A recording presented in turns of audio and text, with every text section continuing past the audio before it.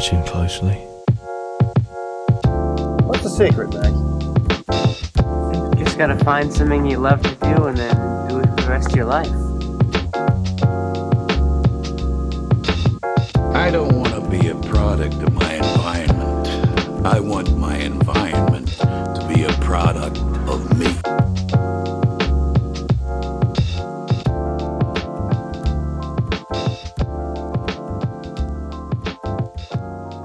Hello, and welcome to The Establishing Shot, a podcast where we do deep dives into directors and their filmographies.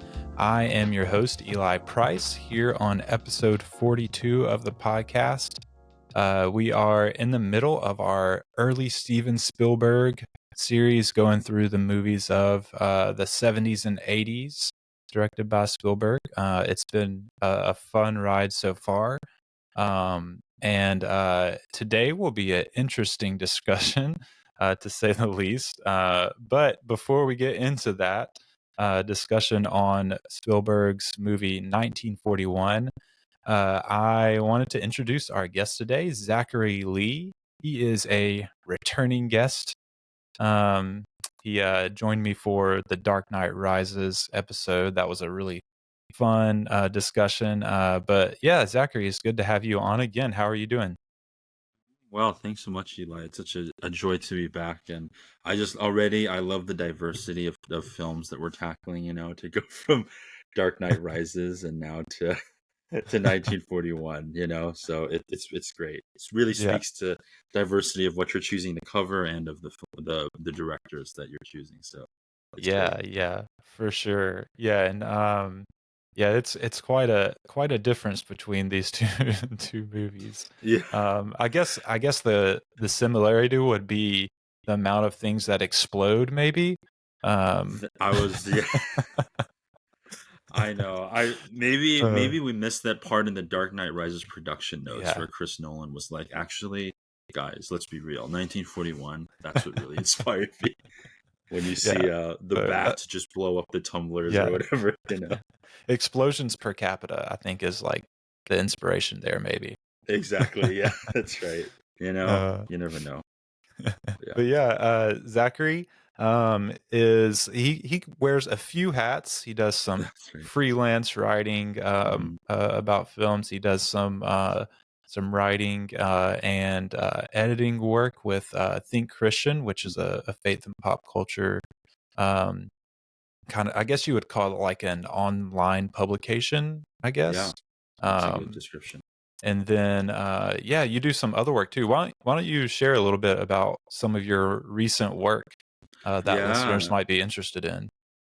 Yeah, for sure. I'm trying to think of most recently what I've been doing. I think one fun piece that was exciting was I was able to interview director Adam Wingard, who directed Godzilla and Kong: The New Empire, and so we chatted a little bit about that. That was for Roger Ebert, so that was just super fun. I'm like a sucker for kaiju movies, no matter their Metacritic score. Maybe that'll come up later. We'll see. But that was great. And I what was the other one? Oh, I saw this A24 release, Love Lies Bleeding. That's Rose Glass did that one, who did Saint Maud, which might be of interest because there's some religious and interesting ways that talks about religion. But I wrote a piece about that for National Catholic Reporter, so it's just been fun to kind of compare and look at different movies. And I don't know, I feel good about 2024 movie year. I don't know, I feel like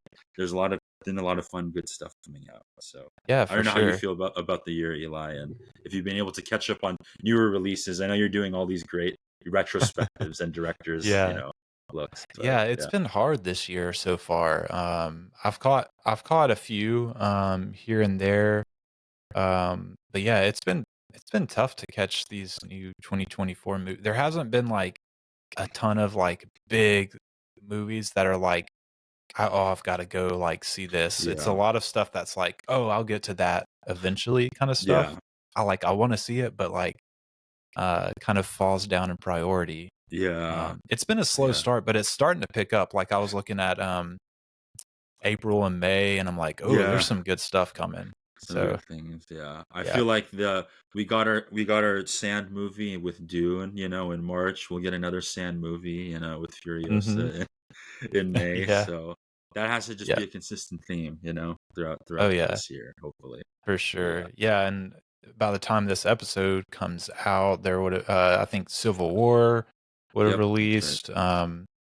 We're recording before that releases, but I did get to go see Godzilla Kong in theaters. Nice. That was really fun. Yeah, It was really fun. yeah, Um, I've been telling people like, is it a great movie? Like, not not really, but is it a ton of fun to watch? Like, absolutely, you know. exactly. Yeah, exactly. You So, know, yeah, I had a and lot of fun.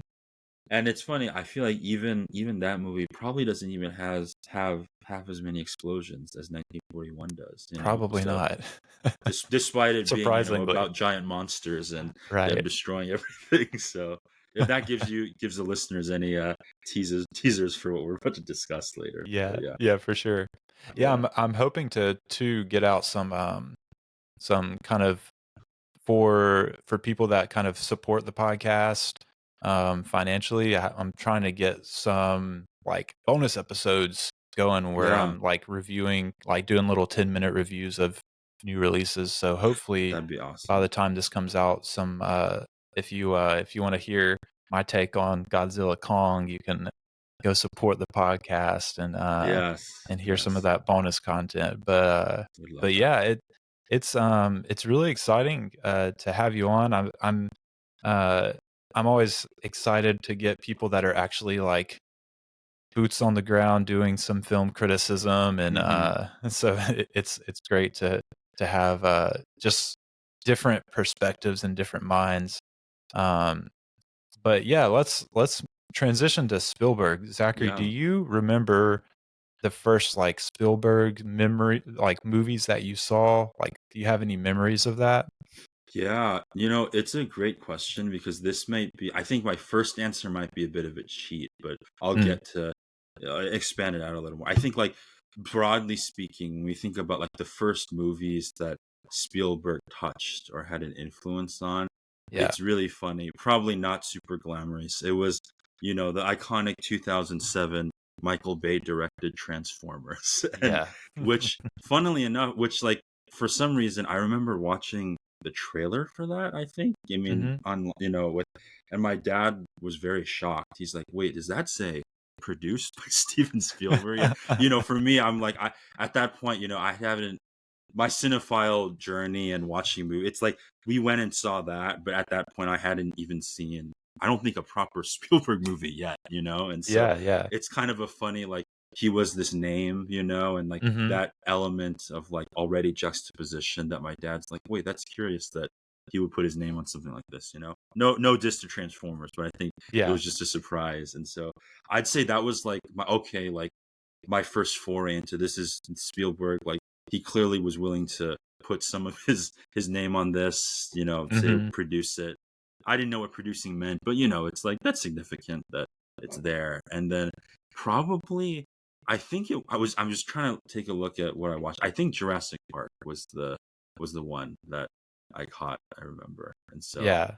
that one was great. And love dinosaurs. I think seeing that was really cool. And I hadn't seen other dinosaur movies, I think, at that point. So like the effects were great, and I was really, really won over. So the spectacle, if you can already tell a through line between Transformers and Jurassic Park, what was Yeah, that? absolutely. Yeah.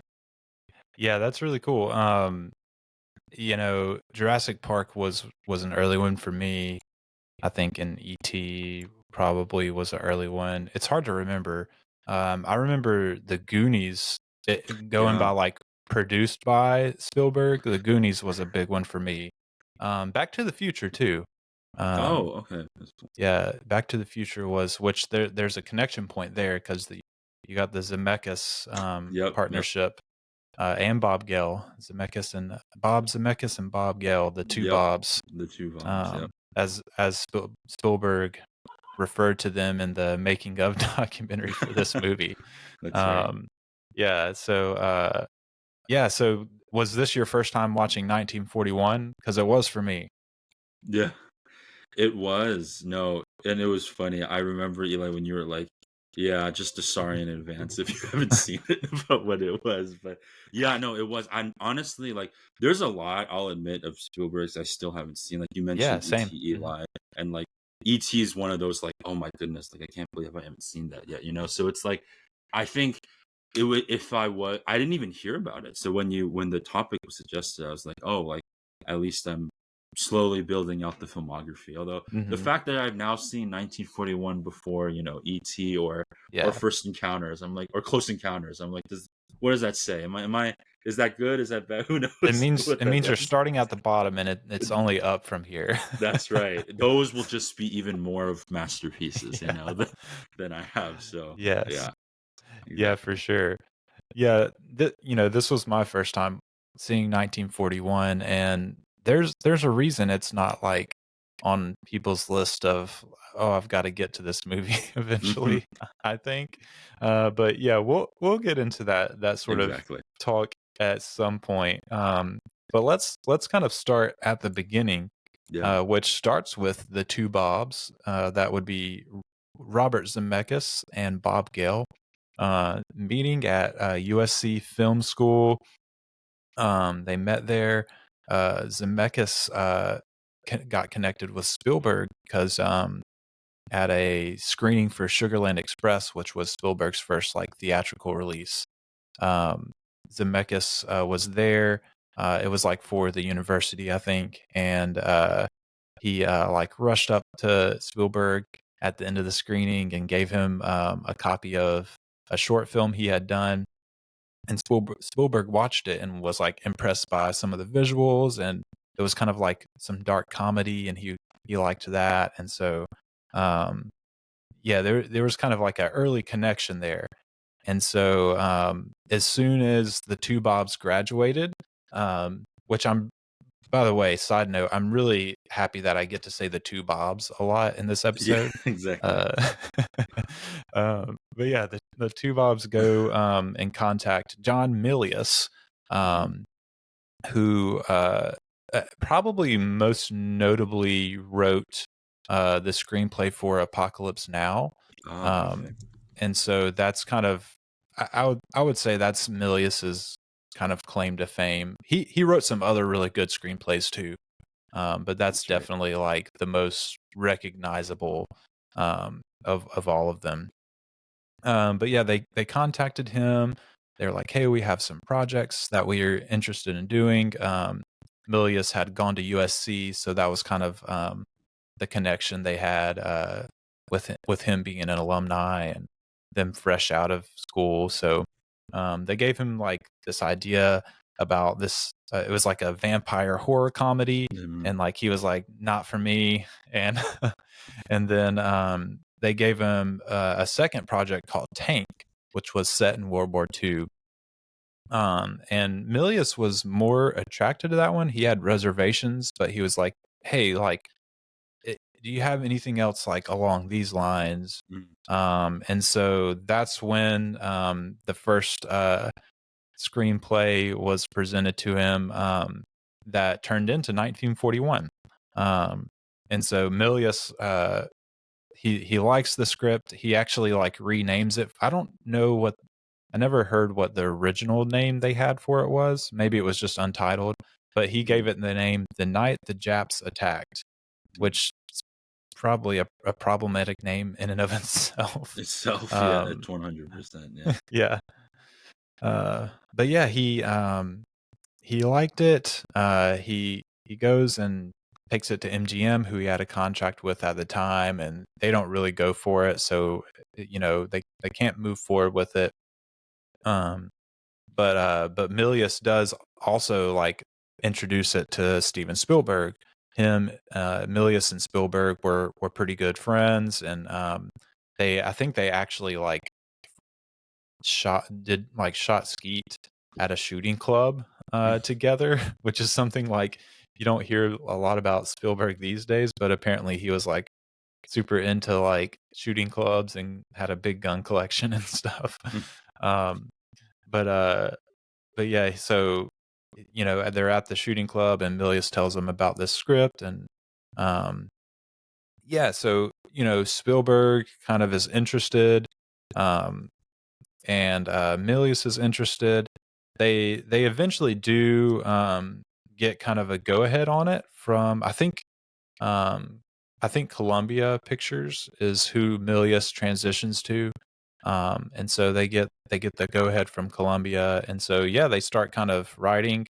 The two Bobs had done all this research for Tank and had found all these like interesting historical events. So a few of the main one that the movie is kind of the concept is based around is that there was this event that happened early in 1942 in LA, where it was after Pearl Harbor, and there was a lot of like kind of hysteria and nervousness, and rightly so.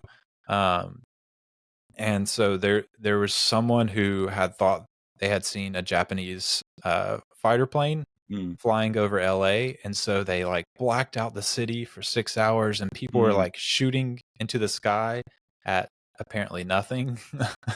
And it was like this kind of hysterical, crazed event that happened in LA. And so that's kind of like the launching point for the concept of this movie, is that historical event. Which is it is like, to be fair, like a pretty interesting event to like start an idea for a movie. And so they have all these other events too. So if you haven't seen the movie, this will make more sense once you see it. But you have in February 1942, a Japanese sub actually did do some shelling off the coast of California. The Japanese had apparently planned to shell like the entire West Coast. But that I think it was Bob Gale was telling this story about a Japanese man who had become a general, but had like done some work in California, like with oil and stuff, and had like accidentally fell on a cactus and humiliated himself, and like people laughed at him, and he became a general, and like kind of as a vendetta took his sub and like shelled this near this factory where he had been humiliated. Oh wow.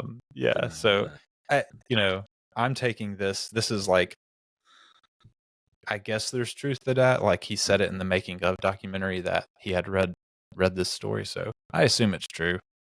So you have that, which I guess a lot of the content in the Japanese sub is based off of. You have in 1943 there was something called the Zoot Suit race riots. I don't know if have you ever heard of those, Zachary? No, this is all it's when I was hearing like another like podcast where they were sort of breaking down some of the history, and I was just like, they were mentioning all this. I was like, man, my knowledge of this is just not up to par right now. They apparently there were it's LA, so there's a high Mexican population, but at this time there was like this just kind of, I guess, I don't know if it was just like a fashion movement or what, but a lot of the Mexican men were wearing like these flamboyant suits. And then there were a lot of white servicemen that thought it was like, I don't know, disrespectful or something. I don't know. It's a weird, like, I guess they're like really grasping to find something to be racist about. Exactly. Channel their pent up frustration. Energy. It's like, I don't like your suit. It's like, oh, we're gonna okay, start dude. a bar brawl right now. So there were like all these brawls that like turned into riots in 1943, and so that's kind of like the Wally character wearing like he kind of has like a flamboyant suit, and then there's like a riot in the streets, and so you got that influence. There actually was a guy, not in California but in Maine, that had an anti-aircraft gun placed in his backyard. Something that didn't make it, and thank goodness it didn't, it would have been one more terrible thing, was that Life magazine at the time actually put an article out teaching the difference between Japanese and Chinese people. And it's Spielberg. I guess Spielberg had some some I guess lines he wouldn't cross, and he kind of like drew the line there, thank goodness. And so that would be too far to include that. But yeah, that was apparently a thing in Life magazine. It's like, man, things were crazy back then.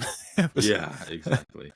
And then the final like actual historical thing that I had written down that I thought was great was that General Stilwell, who was a real person. I think that's like the one like character in the movie that is actually based on a real person. Yep. He actually did go and see Dumbo when he was stationed in LA. So yeah, you got, there's a whole long cutting back to Stilwell watching Dumbo through the movie. But yeah, so Spielberg comes on. One of the things he says towards the beginning of their process was, quote, "I will not make this film if it costs 1 penny over $11 million," unquote. And as we'll see, he did not stay true to that statement. But yeah, he thought it was a great opportunity to make a movie where he could make a bunch of stuff blow up and explode and break a bunch of stuff, which turns out he was right. It was a good opportunity to do that. Yeah, exactly. And yeah, he really like I think in one of the documentary interviews I saw, he was kind of saying at the time he really didn't have anything going on, and which is kind of true. Like they actually, like, the two Bobs came to set for Close Encounters and were like basically living with Spielberg and Michael Kahn, his editor, for like 5 weeks, kind of working on the script. When Spielberg would come home from, they would be working during the day, and when he would come back from shooting Close Encounters, he would kind of like read what they had done and give them notes and stuff. And so like he did kind of have something going on. Yeah. So, but I guess he meant more like, when this was going to be shot, he didn't have anything going on. He didn't like have anything necessarily like lined up to do next, I guess, is kind of what he meant. But yeah, Robert Zemecki said that the writing process was the opposite of disciplined. Here we go. Which I guess you could probably say the same thing about the movie itself. There we go. Yeah. And so yeah, the writing process really, they stayed true in the filming of it to the writing process. Yeah, it's interesting. What's interesting to me is originally the script that Zemeckis and Gale had written had a much more like kind of dark comedy tone to it, which I would be very interested to, if they would have stuck to that, to see how that would have turned out. Because I don't know, just the story and kind of the atmosphere kind of feels like it's primed for like a dark comedy, maybe in the I guess, like, I'm thinking like Coen Brothers, like a Coen Brothers style dark comedy in this like setting with these characters. I could kind of see that being a pretty decent movie, if not like a really good one. For sure. So I'm kind of sad that we didn't get that movie. Yeah. And it's fun. Yeah. What were you gonna say? Oh, it's funny. I was just looking back through your notes about like the writing process. I think I forgot in the Jaws episode, I remember who was the actor who like showed up so drunk on set or something. Like yeah, that was oh man, my mind is blanking on the actor's name. That was, you give me 2 seconds. Oh, yeah, you got it. That was Robert Shaw, Robert Shaw, playing yeah. Quint. Yeah, and Which so is so funny because it's like I remember it's like Spielberg was like, "Yeah, that's not good," and I'm like, I wonder if he took a couple too many notes from Quinn, and maybe that was the inspo as they were kind of making this movie. But all to yeah, your point, yeah, it would have been interesting to see it like as a more dark comedy, Coen Brothers too. yeah, But yeah, yeah. Well, part of the reason, so Spielberg kind of had a different, I guess, approach. He wanted it to be, I guess, more like screwball and crazy, and um, they started casting guys like Dan Aykroyd and John Belushi. And hmm so once you have like those guys, it's like you're kind of set up to do more screwball kind of comedy. And so it really like started taking off down that path once Spielberg came on board, and then especially like once they started casting those sorts of guys. Um, so yeah, it ends up being like so it's Spielberg, the two Bobs, and John Milius are just kind of like it's a Spielberg even said in the documentary his philosophy was anything goes. hmm And so it's these guys just kind of like throwing all their ideas in the kitchen sink and seeing what happens with it. hmm Um and I don't know, I guess like there's instances where maybe that sort of approach to writing turns out well, but I don't know, when you're doing like a comedy, it almost seems like a more singular focused thing yeah, puts out the better comedy than like just throwing everyone's ideas against the wall and seeing what sticks. Um, it kind of feel like the writing process seems like it was very disjointed and there wasn't like a real like thread that was like tying everything together. And that really to me comes out in the final product. Like the movie doesn't feel like it has a thread tying everything together. The movie feels like it's just a bunch of ideas thrown against the wall. yeah, Um, and so, I think really like to me, everything goes back to that like writing process. Like hmm Milius and Spielberg kind of, I guess maybe influencing maybe too much, like what the script turned into.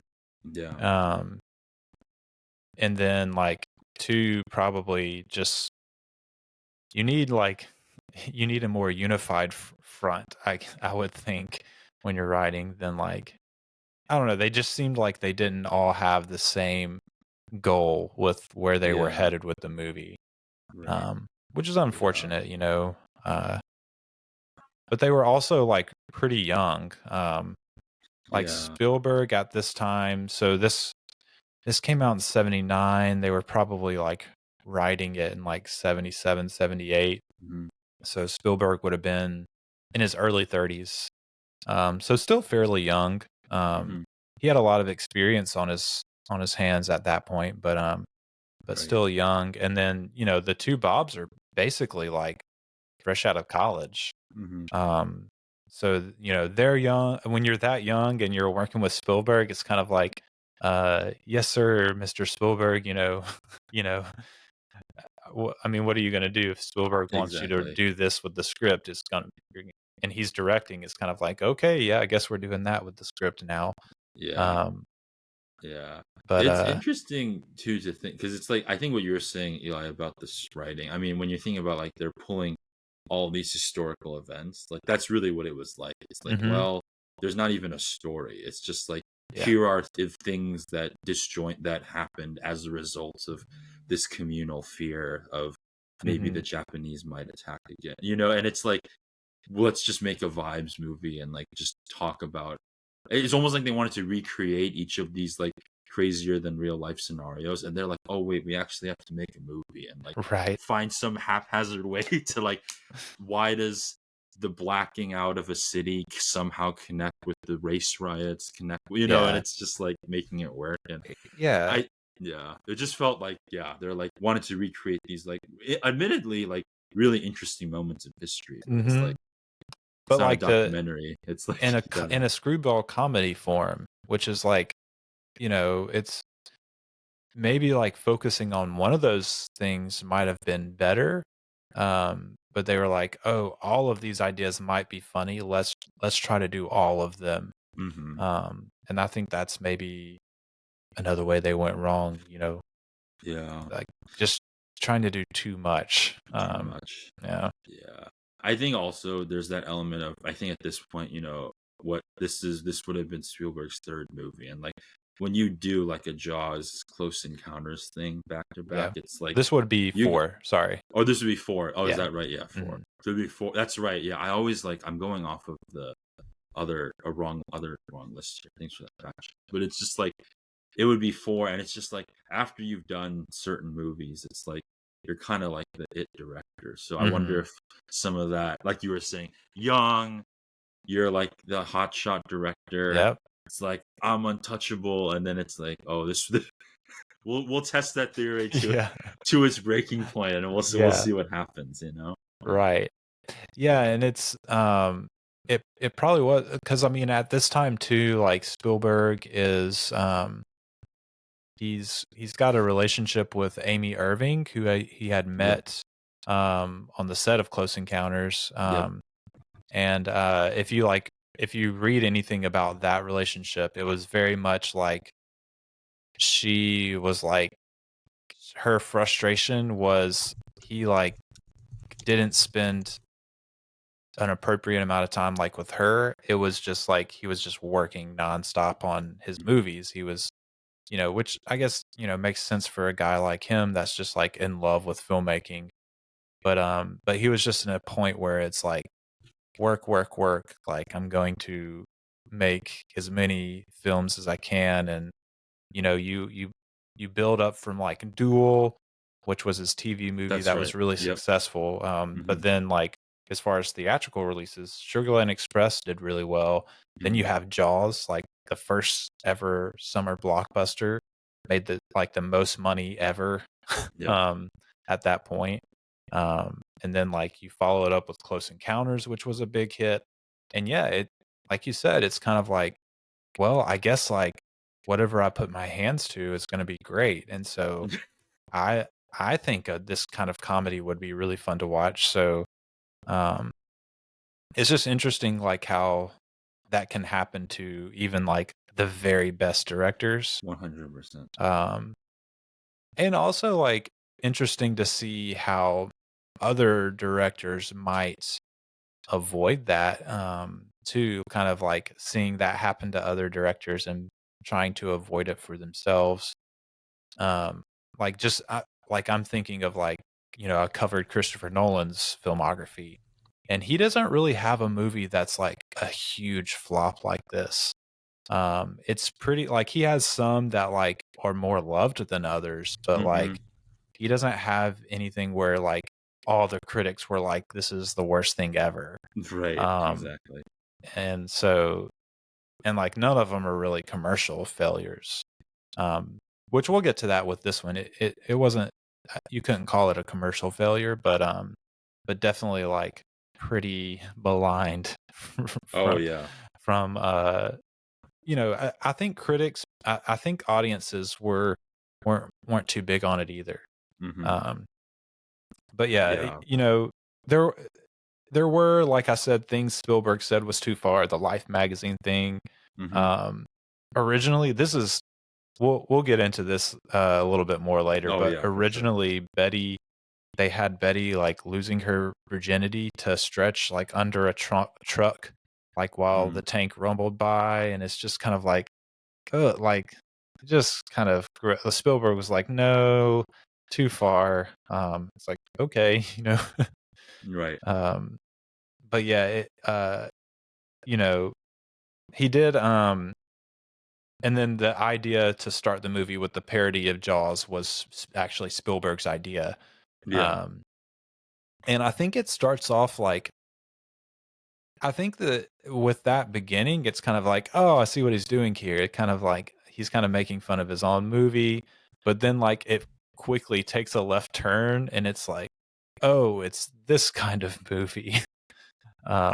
Yes, that's what I thought. And it's so fun because it's like I guess background content, or like when I was sharing, like having gone to a couple more film festivals now this year, there's Mhm. kind of that a certain element when like it's like a, a movie from a particular director, or like and Yeah. like the crowd's just ready, it's like they're Mhm. chomping at the bit to like use that, that metaphor of like for what something's gonna happen. So it's like I could totally imagine, like, say, if Spielberg ever wants to, open at a South by Southwest or a Sundance, not that that would happen, but like imagine like way back, when this movie came out, they like show that, and like I can imagine, like you're saying, like the crowd probably being like, "This is so funny. He's like spoofing his movie," like Yeah. like it's just a fun, like getting that audience reaction, and then you just see it just goes on, and then you see, it's like, okay, this is just not what we were Yeah. expecting. And like that energy just immediately going down. So it was just funny to look at it through that lens. Like you were saying, I'm sure when it started, like really funny homage. It's the Mhm. same actress, right? Doing Right. Yeah, the same her actress thing from the opening of Jaws, yeah. of Jaws, yeah. And then you're just like, yo, like, wait, what's going on right Mhm. now? This is a bit much. So Yeah. yeah, Cuz I mean, you have like cuz I honestly like it when it starts, I'm like, "Oh, this is kind of funny." Like right, I wasn't exactly. like rolling on the floor laughing. I was like, "Oh, I see what he's doing." Like, haha, kind of, parody of Jaws, but then like you have like the woman's like, hey, like naked, and it's kind of like a little bit like male gazy, and then you have 100. like the like over stereotyped Japanese soldier like yelling Hollywood, looking at her, Hollywood, yep.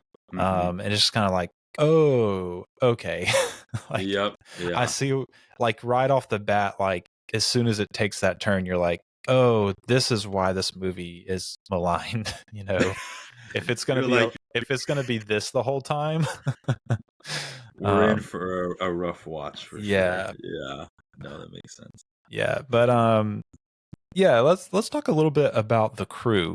Hmm. So we already mentioned the screenplay written by Robert Zemeckis and Bob Gale, the two Bobs. Hmm. um the DP, cinematographer, was William A. Fraker, who has some good work. Rosemary's Baby, he was the cinematographer there for the movie Bullet with Steve McQueen, Hmm. which we talked about on our car chase draft. Um, he was the cinematographer there, and then also in Tombstone, the popular western. That's right. Yeah, probably one of my favorite westerns. Just a fun movie, Yeah. but yeah. So he has some good cinematography work under his Hmm. belt. Um, we can kind of talk more about him as we get into the production. Of course, you have the John Williams collaboration, Of course. and Michael Kahn is the editor, who I've mentioned this to my past guests, but I think starting with Close Encounters, which was the last movie, he edited every Spielberg movie except E.T. and The Fabelmans, which is just like a crazy long lasting. That collaboration, the John Williams collaboration with Spielberg, is just like really incredible. Wow. And so yeah, I think this was a Michael Kahn editing failure alongside Spielberg, but a lot of great Is work to show that this isn't what you can expect from him. Um, yeah, all the time. Yeah. yeah. Production design was Dean Edward Mitzner, which I thought was interesting because he did production design for the '80s movie Tron, which is interesting to look at. And then the special effects, you have I'm missing a name here. 80 Flowers, and I forgot there was another guy. Funnily enough, on Letterboxd, they're not 80 Flowers is not credited, and neither is the other guy. Um, but if you like watch the making of documentary that's Hmm. on the like the Blu-ray disc, um, you basically like it's 80 Flowers and this other guy that they're talking to about special effects. So I don't know, maybe somebody needs to go on TMDB and update their database for to add 80 Flowers. But he had like a huge long last, like I think his like special effects work goes all the way back to the Wizard of Oz. Okay. So he has like at this point he was like special effects legend, I guess, in Hollywood. And so yeah, it's weird if you go on his IMDb, there's not like a ton of movie credits. But it makes it seem like maybe he just wasn't credited on a lot of stuff. Yeah. And I think it's because like in this movie he does some inventing of new stuff to make some of the special effects happen. So I almost wonder if like he doesn't have like a lot of special effects like supervisor credits because he wasn't doing that. He was just like the one that was actually like making stuff work, maybe. But yeah, so shout out to 80 Flowers, even though he doesn't have credit for the movie on Letterboxd. I think he does on IMDb, thankfully. But that's right. It's funny. I was just doing a quick research and I realized that, and you'll probably get to this later, but his work was nominated for the awards, and I was like, what did it lose to? And I'm like, well, Alien. That seems like a good, you know, that makes sense. I'd much rather Alien get remembered in history. So it's funny. I realized like, oh yeah, all these movies are coming out at similar times, I guess, and everything. But, which I mean, to be honest, the special effects is probably the best part of this movie. You know it. So, you know, big, you know, shout out to 80 Flowers. He did some good work. True. And I'm glad you reminded me about awards because I forgot to put that in the notes. So I'll make sure to pull that up when we get there. But yeah, that's kind of the main crew I wanted to point out. As far as cast goes, we already mentioned Dan Aykroyd and John Belushi, who play Sergeant Frank Tree and Captain Wild Bill Kelso. Which one of the things that is so disorienting about this movie is trying to keep up with all the names. I was constantly like looking back down at like the cast list on Letterboxd to like try to keep up with who's who, because it was so difficult to keep up with all of that. But yeah, so Dan Aykroyd, you know, Spielberg kind of poaches him and Belushi from SNL. They were big for doing SNL at that time. You have Bobby DeCicco, I guess is how you say his name. Cicco. That's how I would think you say that, but I should have looked it up, but I didn't. He plays Wally Stevens, who's he was intended to be like the character that like ties everything together and is kind of like the main protagonist. That kind of gets lost in the edit, I think. But I mean, you do get the sense that like he's one of the more important characters. Sure. But yeah, I don't really know a lot about that actor. You don't he's not very even high up on the like in the casting list, and he doesn't have like any other like big notable movies that I really saw. Like he was in Splash by Ron Howard in the 80s. Interesting. But that's not like, that doesn't seem to be a very well-known movie. Yeah. I don't really know anything about it myself.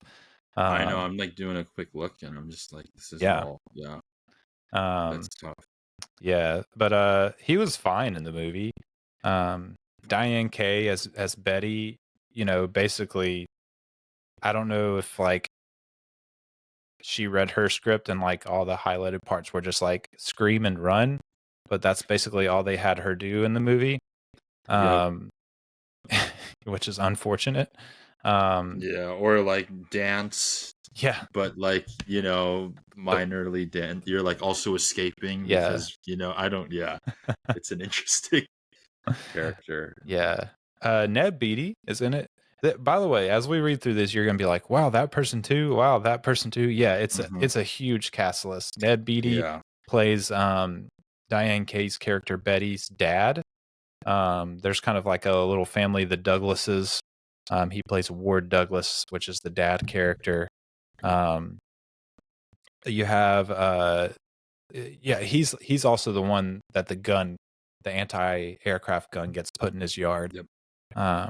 So yeah, you have John Belushi, Wild Bill Kelso, who Spielberg was really excited to get John Belushi on. He made Spielberg laugh so much that like Spielberg expanded the role, gave him, more time in the movie. They started using him because he was just a huge name at the time. They used him a lot in the marketing materials. And I wrote this down. You kind of mentioned it earlier a little bit, I think, but John Belushi, or you mentioned this was something that happened with Robert Shaw, but also Yeah. happens again here with John Belushi, who shows up one day all drugged out. And so Spielberg assigns one of the assistant producers to kind of babysit John Belushi, making sure he's not getting, I guess, stoned or whatever out of his mind. So yeah.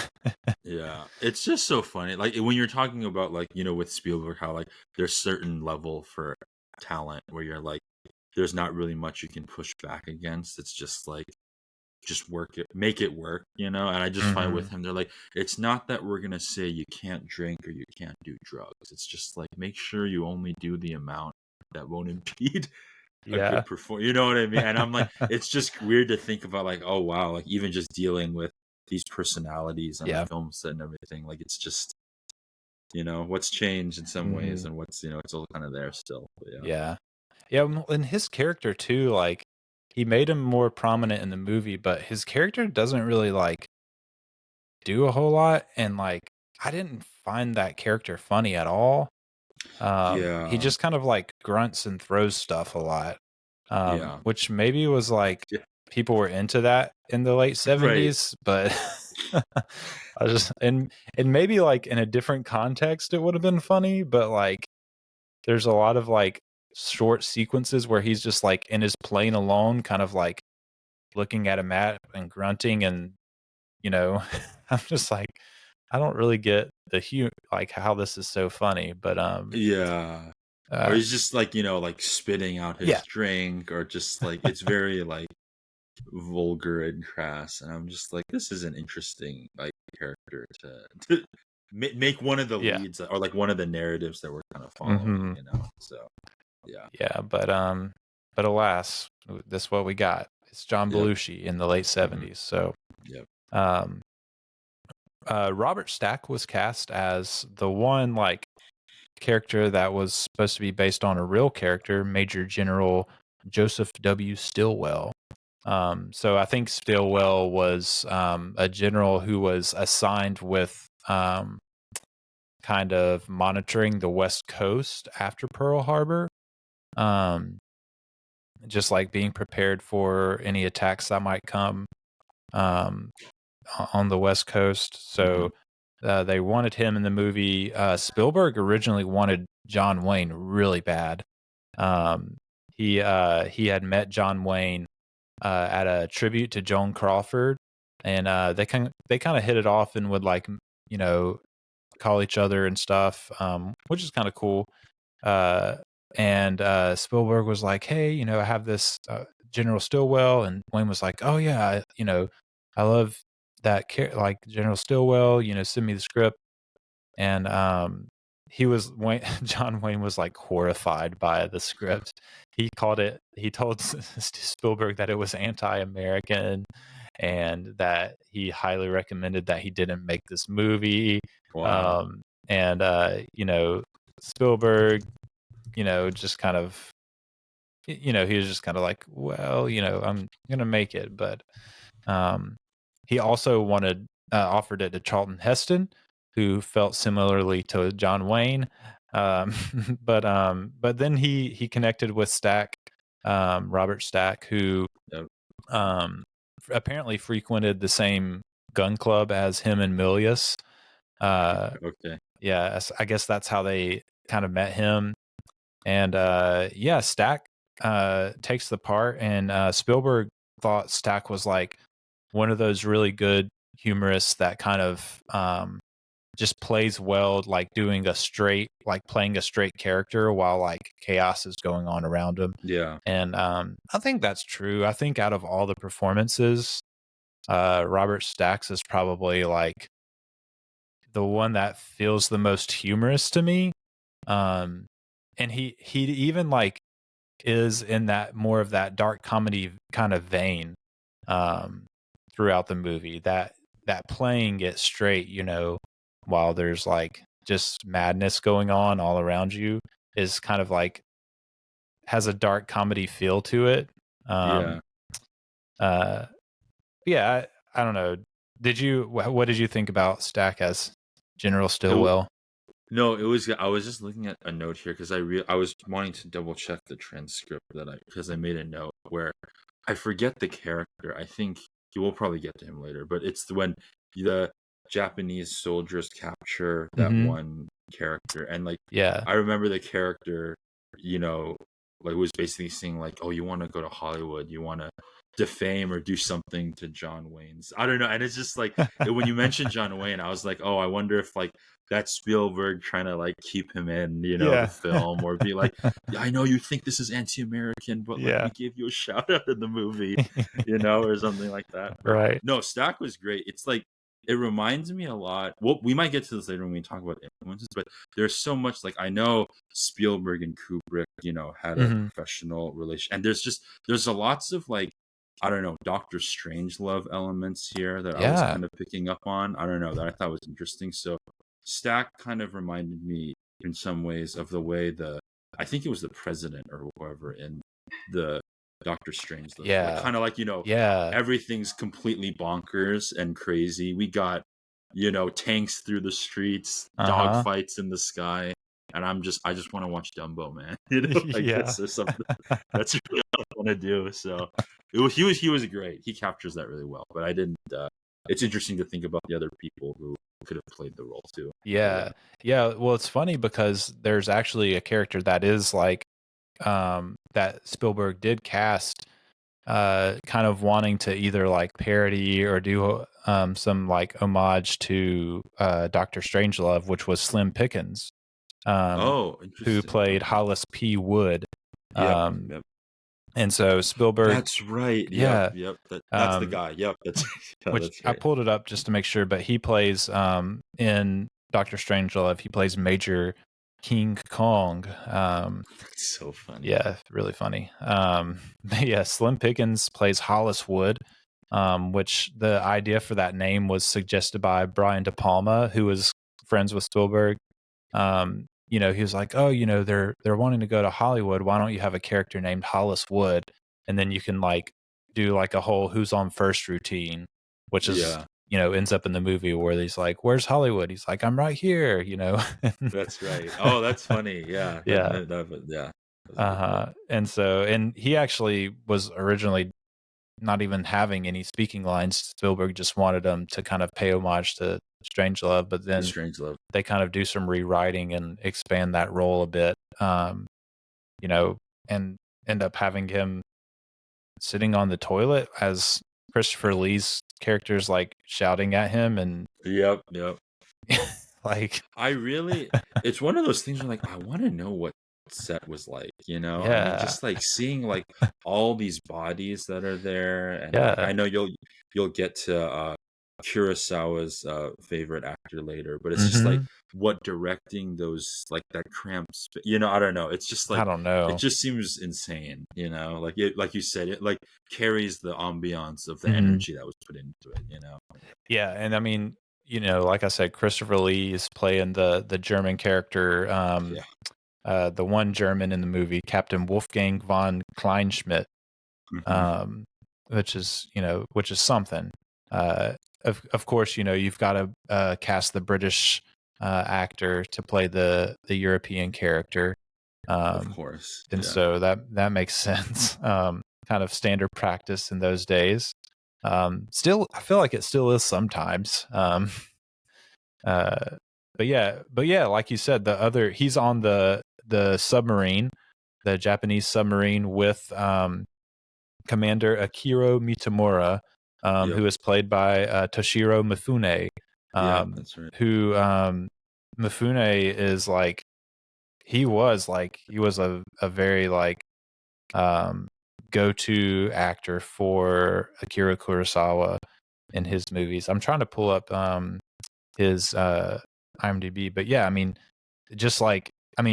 I can just go down the list. I mean, he's in Seven Samurai, Rashomon, High and Low, Yojimbo, Throne of Blood, Hidden Fortress, Sanjuro, Redbeard. I mean, just like a ton of great Akira Kurosawa movies. Yeah, but I mean, Mifune is a great actor. So I mean, that's a huge get, totally a well-respected Japanese actor to play this part. And he did not disappoint as far as like taking charge. He actually like changes some of the details in the Japanese sequences. And then he basically, like, a lot of the Japanese extras were just kind of like doing their own thing, not working well. And he went to Spielberg and was like, "Hey, I'm going to take charge of the Japanese actors." And Spielberg was like, "Okay." And he like goes up. I think one of the guys in the making of said he like goes up and like slaps one of them, and is like, just like starts like basically like, I'm directing you now. You're gonna listen to me. And they're all like, they all like stand at attention at that point. That's right. Like, they listen. He like demanded their respect, and which is like, when someone gets slapped by Toshiro Mifune, it's like, okay, he's in charge now. He is in charge. Yeah. It's so funny to think. Yeah, there's like multiple layers of direction and going on in these scenes, and the collaboration that's required or something like that. So yeah, it's really interesting. We didn't talk about Tim Matheson plays a character, right, Captain Loomis Burkhead, who is spending the movie trying to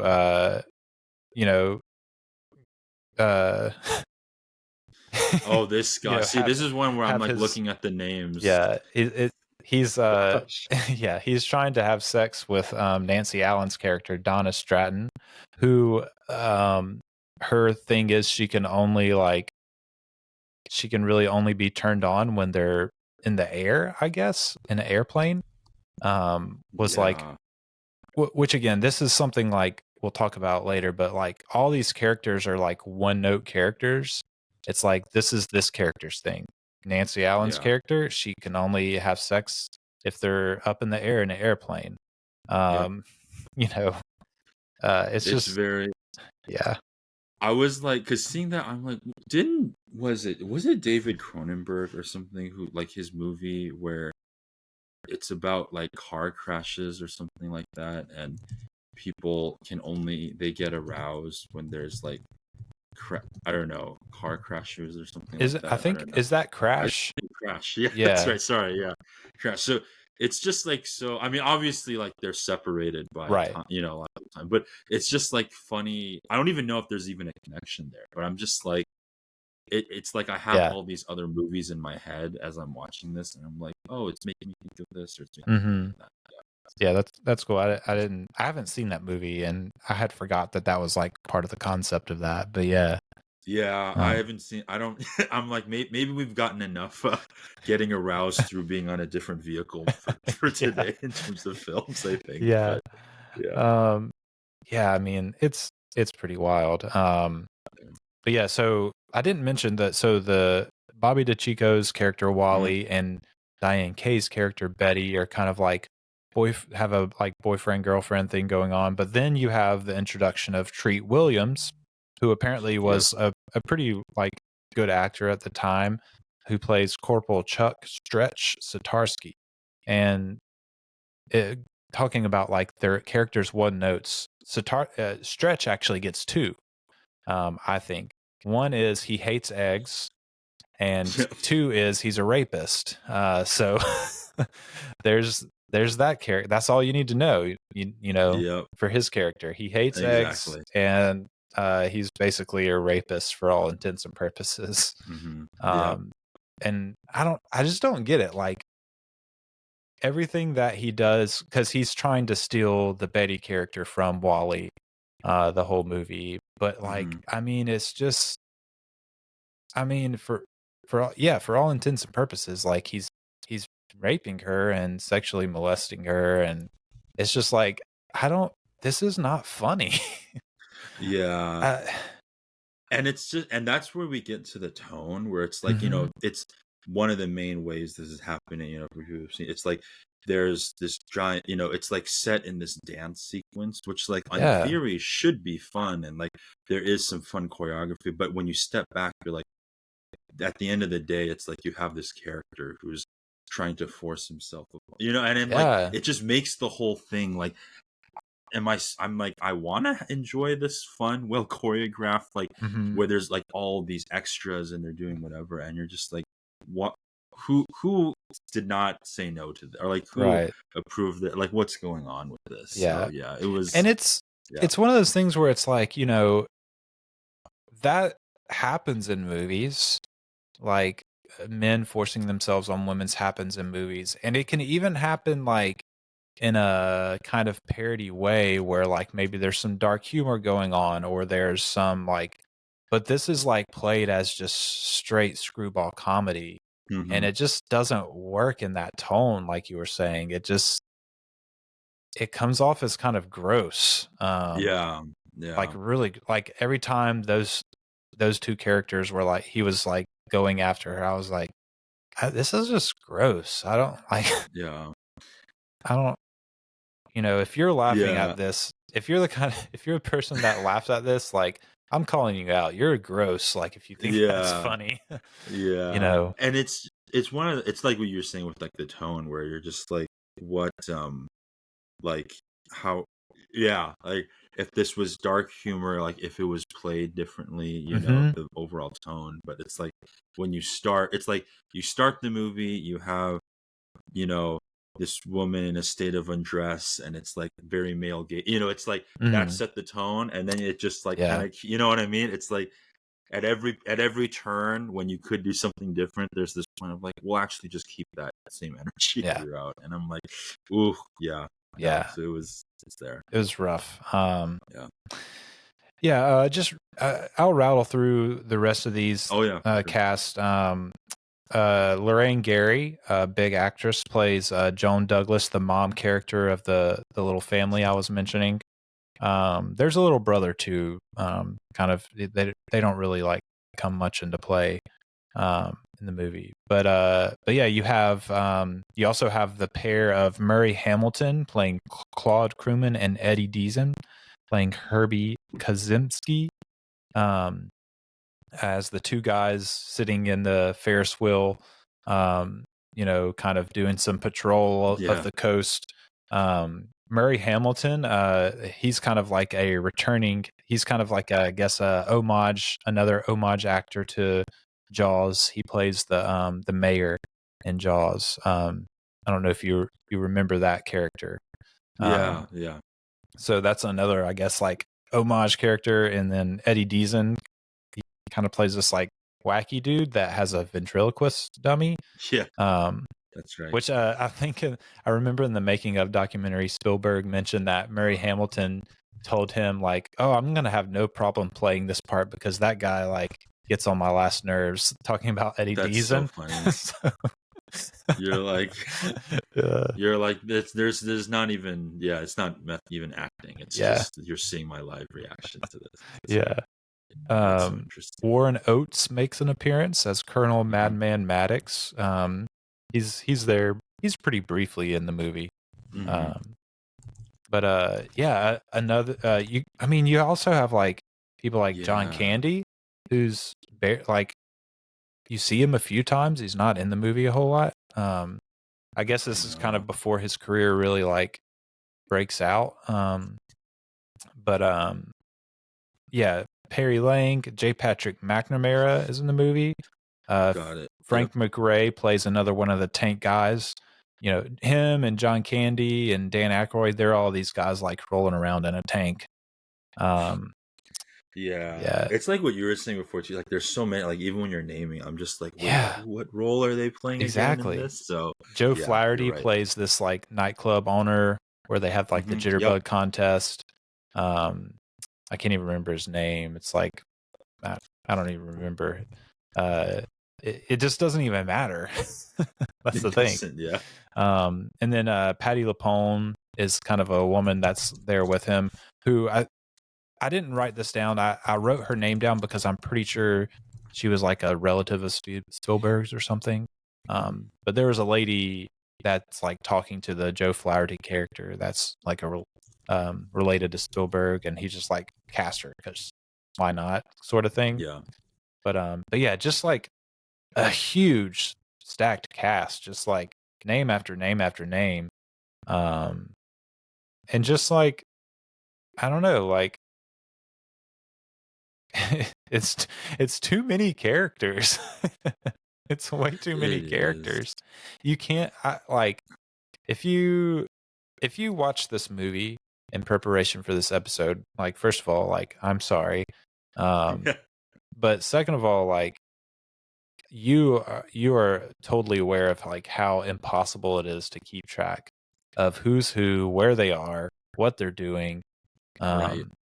Yeah, it's just really unfortunate that all of this talent, like the sum of all the parts, is just like totally like incomprehensible. Like it's fascinating too. I don't know if you felt this, Eli, but like, you know, I think for the most part, it's like, okay, it's a lot, but like I can kind of divide out who's playing who by the certain sequences, or, you know, it's like you have the club scenes, you have the, you know, the planes, you have the submarine, but it's like once they try to tie it all together, and it's like everyone's on, you know, it's an everything everywhere all at once situation where everything's there.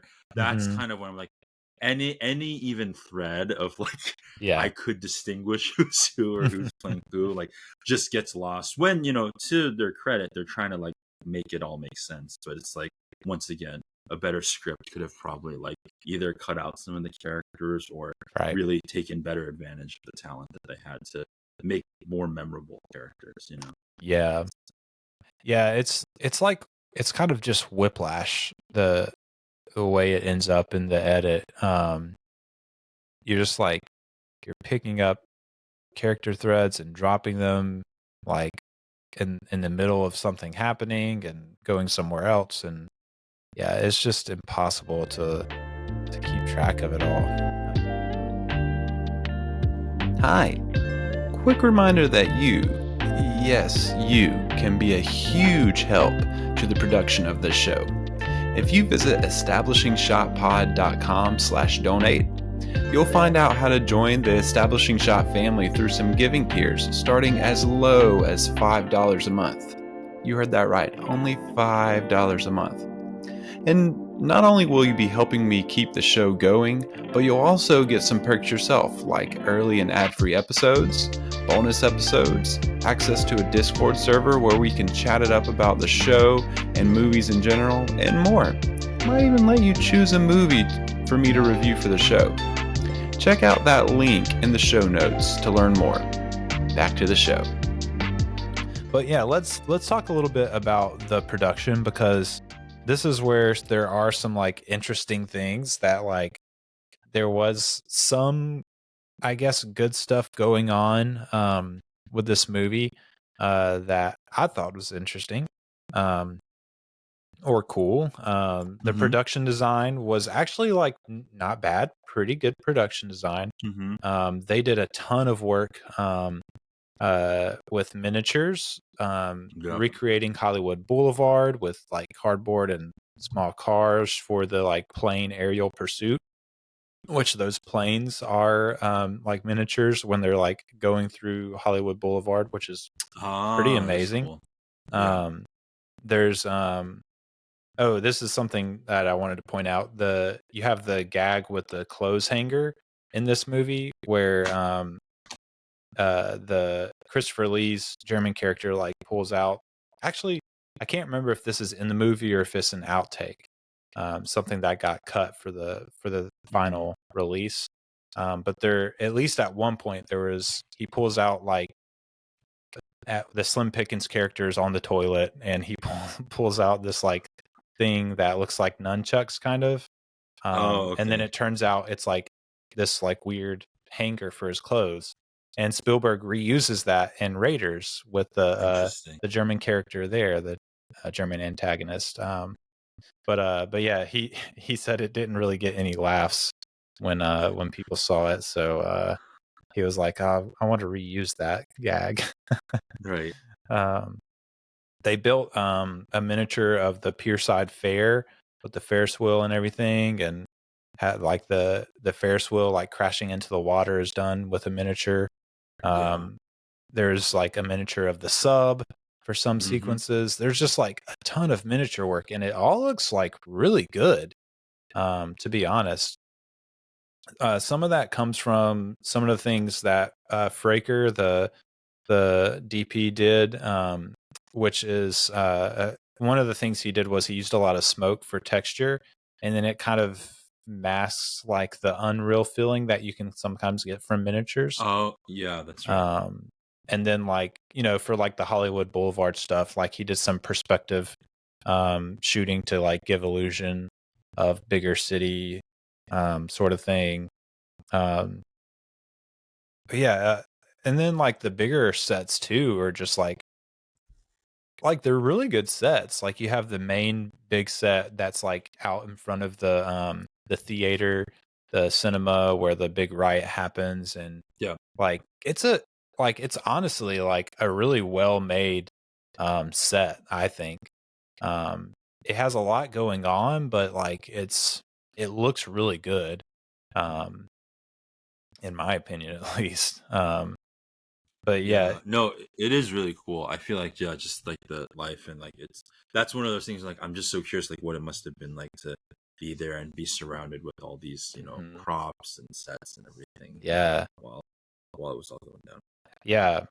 One of the other cool things with the camera work, the Fraker, the DP, he brought in something called the Luma crane from France, which I don't know if it was like the first American movie to use this technology, but it was definitely one of the very first.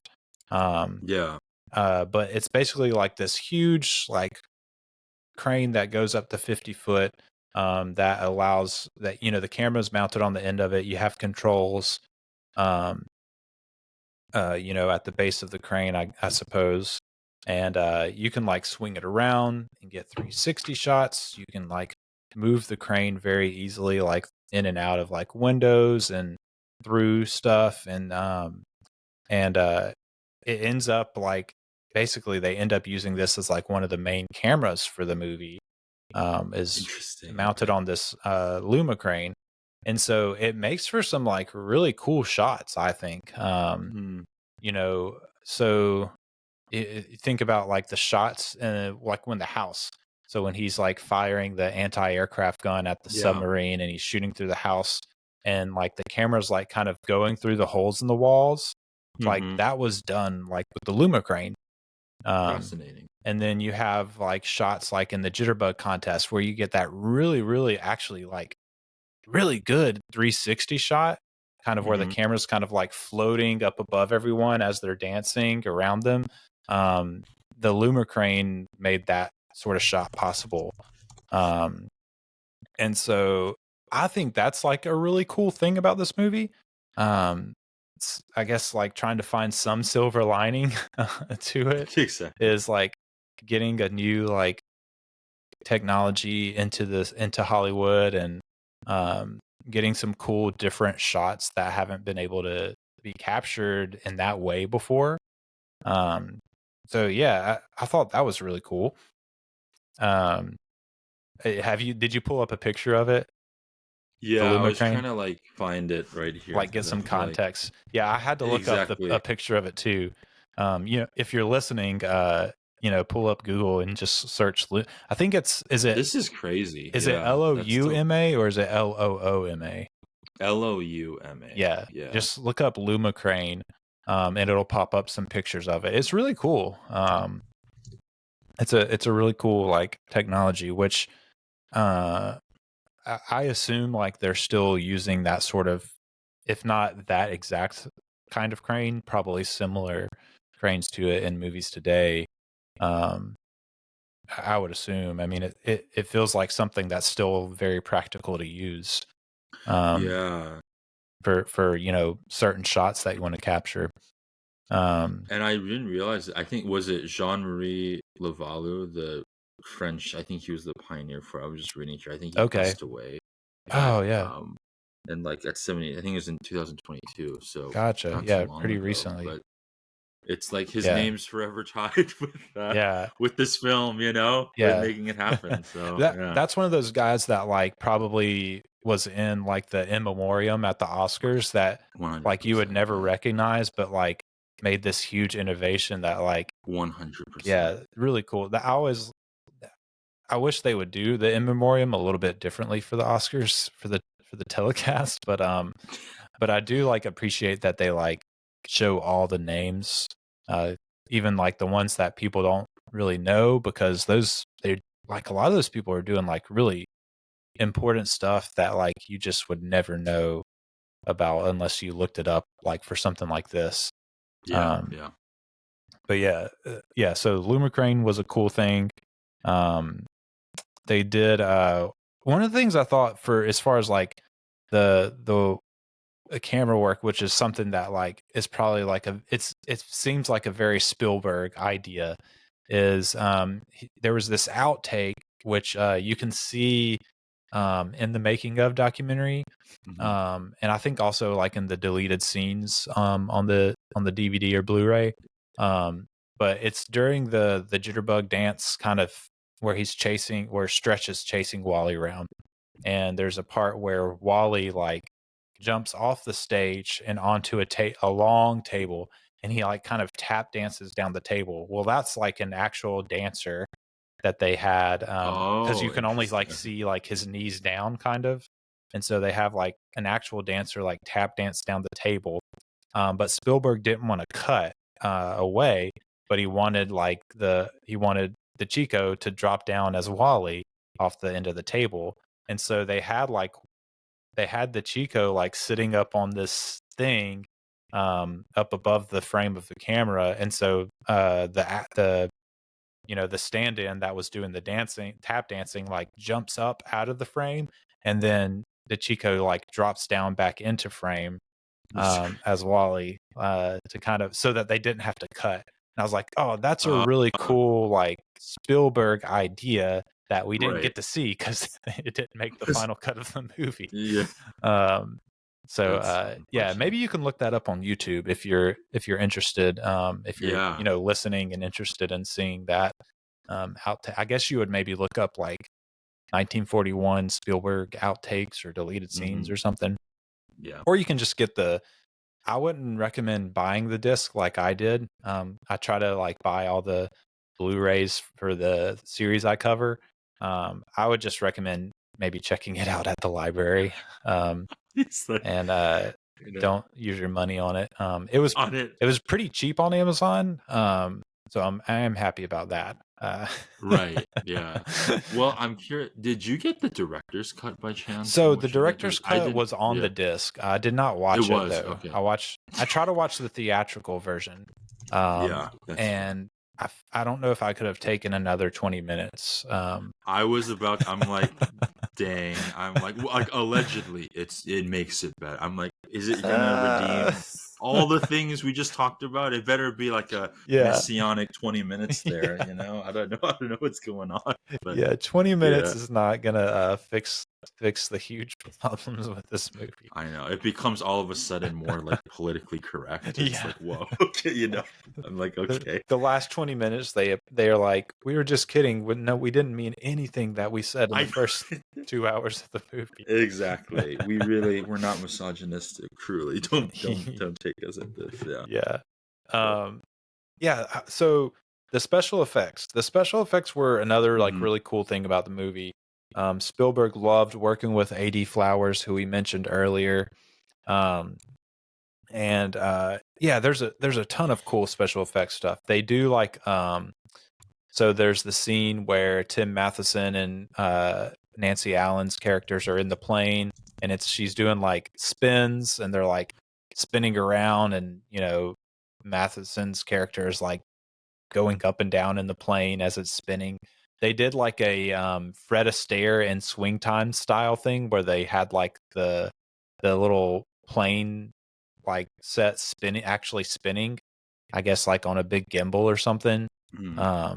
For that scene, which is that sort of like practical effects thing. I always love that sort of stuff. Yeah. It reminds me of, I mentioned in Close Encounters, there's a scene where there's a encounter with a UFO, and while he's in his truck and stuff starts kind of like floating around in his truck, and it's just basically they just like were lifting the truck up like on a lift like vertically, so to give the illusion of like gravity being strange, just like practical effects kind of stuff like that. I just always appreciate that.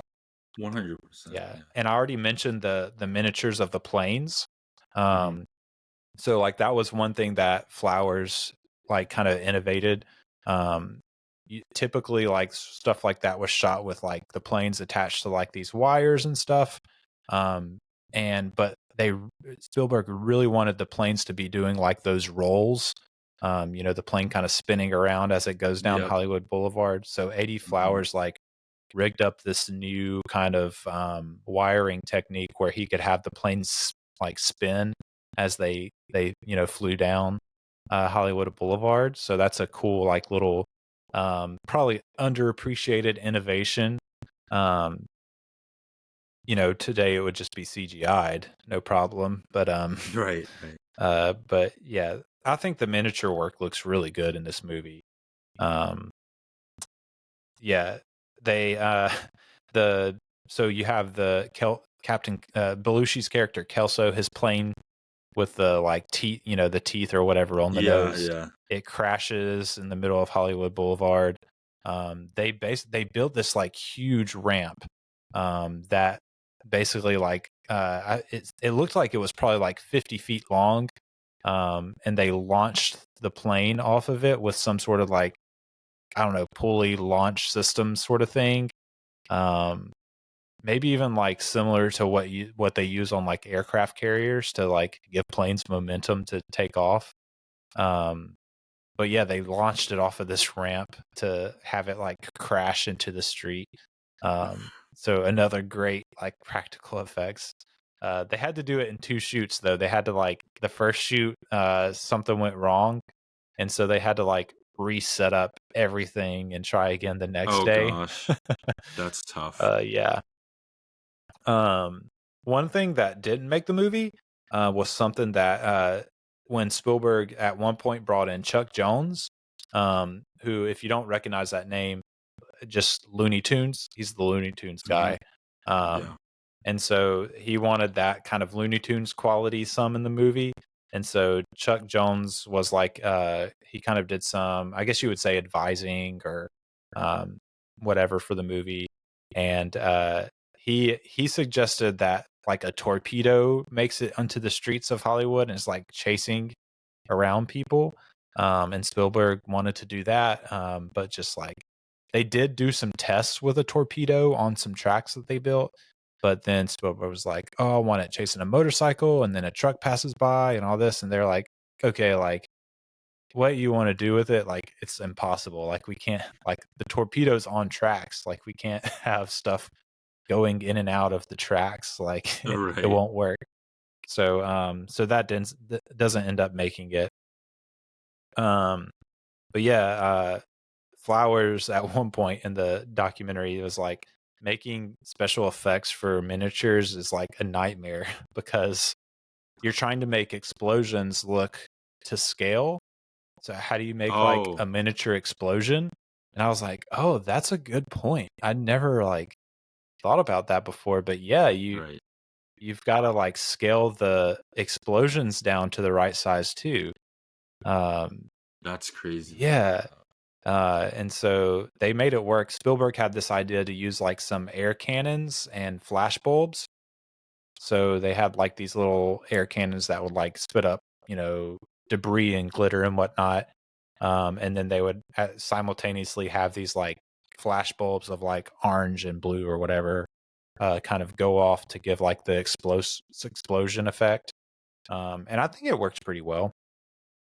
Um, and then, the last big special effects thing was the house rolling off the Yeah. cliff, which was very obviously a one-shot take. They had one Yeah. shot to get it. But yeah, so they had the whole house on rollers and just rolled it off the cliff and had, you gotta capture it or you don't get it sort of thing. Yeah. It's not like the ramp, and we no second one Yeah. here. It's just one or it's done. No. Yeah, it's the house is gone after it falls off the cliff.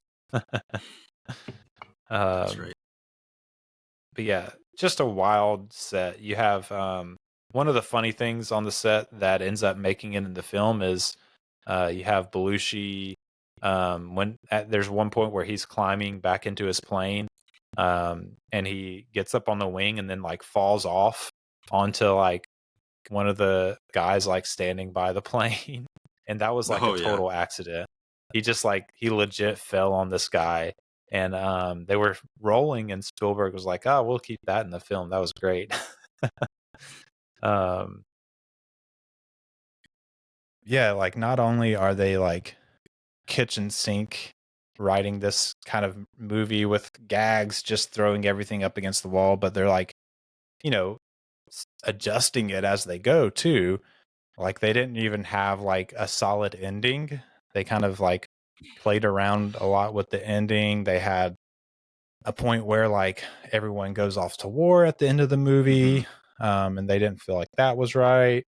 They had an ending where Wally is like the Wally character is like one of the ones dropping the bombs on Japan, and it's like his revenge for them messing up his chance to win the Jitterbug contest or something.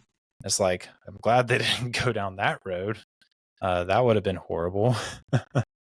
And there was an ending where Stillwell orders the Japanese like sun to be painted on the plane that went down in the tar pits, so to make it out that it was a Japanese plane and not one of their own, so that it makes like the John Belushi character out to be a hero. Right. See, and that would have been like, you know what I mean? When you're talking about like dark humor and like all these elements, it's like you kind of see parts of that in this too. Yeah. Yeah. So none of that ends up in the movie. Yeah. The movie ends, with the house falling off the cliff, as he's like putting the Christmas wreath on the door, the Ned Beatty dad character. And that was originally supposed to happen like during the gunfight. But they end up kind of in their figuring out the end, decided, oh, that would actually make a good ending to the movie. At one point, I think they actually were planning on having everyone, like all the characters there when it happened at the end. And they end up cutting that part out. But if you look at like you have like the big 360 helicopter shot that the movie ends with. And if you like look real close, you can see like the Slim Pickens character there and the Christopher Lee character. Like you can see them like really little kind of dancing around where the house was. And that's because like they had originally shot that when they thought all the characters were going to be there at the end. So that's interesting. Yeah, really the only other thing as far as production goes is like the music. The Williams score I didn't think it was anything that special. I was listening to some other people talk about this movie, and they really liked the Yeah. score. I thought it was fine. Really the only thing that stood out and kind of was stuck in my head for the few days where I was like watching the movie and then the making of documentary was the like dun dun dun dun dun dun dun, dun like the little march. Kind of kept getting stuck in my head, and Spielberg actually said it was like his favorite march John Williams ever made, even more like than the Raiders march, which I think is like a very hot take from Spielberg. Yeah, I know. But yeah, the score is fine. It's a John Williams score. I didn't, but yeah, one of the other interesting things was Williams for the Jitterbug contest. There's a song called "Sing Sing Sing" by Benny Goodman. It was like a really popular song. Like at the time of the setting of the movie, and just kind of like a like a big band, like jazzy kind of song that like everybody liked dancing to. So they rehearsed to that song, and they ended up not using it, and John Williams wrote kind of like somewhat of a parody of it, I guess, called "Swing Swing Swing." So I thought that was like a fun fact about something, some of the music in the movie. But yeah, they finished shooting. They have I saw two different ways of seeing it. The equivalent of 186 miles of film, or over 1 million feet of film shot. So there was like a brief part of the making of documentary where you could see like the pain on editor Michael Kahn's face as he reminisced on the painful experience of editing this movie. Yeah, that's a lot. I thought it was like minutes or something, and that would still be a long movie, but I'm like, no, gosh, 186 miles of film. I don't even is what it's probably give or take, but I mean, it's wild. So yeah, they did a lot of categorizing and cutting, and just like, I'm sure, when you have that much footage, I bet it's just like there's no way you can make a good movie out of that with trying to edit all that together. But yeah, we got what we got. Yep, we did. Yep, that's right. It's very. So let's talk about the release. So the budget, I mentioned the budget was originally about 11 million. Spielberg was like, I'm not making it if it's over 11 million. Well, over time it grew into $31.5 million budget, which at the time was one of the most expensive movies ever, which I didn't realize until I read that. So yeah, they released it. They did a premiere in October of '79. It was a 2 hour and 26-minute version of the movie that premiered at a theater in Dallas, which is the same. It's the same place he premiered Jaws and Close Encounters, I think. Home court advantage. And so he wanted. Yeah, that's what he thought. But unfortunately, it was a very embarrassing, unhappy experience for him. There was he recalls there being very little laughter, and he was looking around at one point, and people were like covering their ears, which is never a good sign. And so he mentioned that Scheinberg, who was like a big person in his life, a big producer, kind of Hollywood studio head, kind of came up to him afterwards and like patted him on the back and reassured him that like maybe they could find a good movie in there somewhere. Milius said Aykroyd and Belushi said like, screw everyone if they can't take a joke, kind of that attitude about the movie. But yeah, it was just a unhappy experience all around. Zemeckis even was like, said he felt responsible for the result. Yeah, it's something. They ended up going back and cutting 17 minutes or so, which I think they cut more than that. Because if it was 2 hours and 26 minutes, the version that you end up with, I think, is like maybe it is like just over 2 hours. So maybe 17 minutes is right. I That I doesn't- saw, I think, let's because I see. did a rental and it was like a little under 2 hours from what I remember. Yeah, that's what I thought. Yeah, Maybe they 118 cut out minutes. more. So yeah, they Yeah. cut more than 17 minutes. But that's what I read somewhere. So Yeah. whoever wrote that they cut 17 minutes, you're wrong. Unless you are wrong about it being 2 hours and 26 minutes. Maybe it was a little less than that. Yeah. But yeah, they cut that, and apparently it becomes even less intelligible after they cut that bit out. But yeah, they have another disastrous. Go ahead. Oh, I was wondering, do you know who? Because I know you said Zemeckis felt responsible. Who do you know who? Yeah, I'm assuming was it Spielberg who just chose to cut the minutes, or do you know what the editing? What do you have any insight? I'm just curious because I'm like, I think it was Spielberg, just taking note of like, okay, obviously, like there's a lot of stuff here that people aren't laughing at, and so they kind of like adjusted to try to. Spielberg is actually like, up to this point in his career, at least like pretty good at trimming the fat. Like when he does a screening of something and like it doesn't work, he like he's like, oh, I'll change it.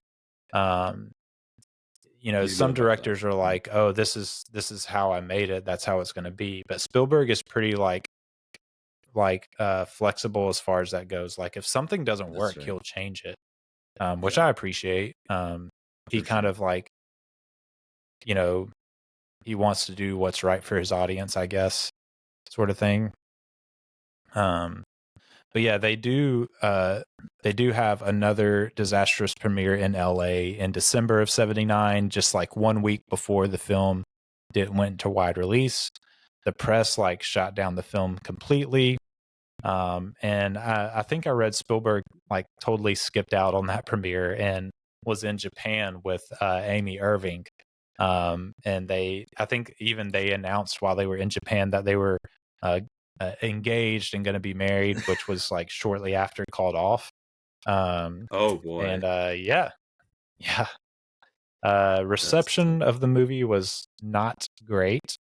The LA Times called it Spielberg's Pearl Harbor, which is oh man, which is I guess dark comedy film criticism.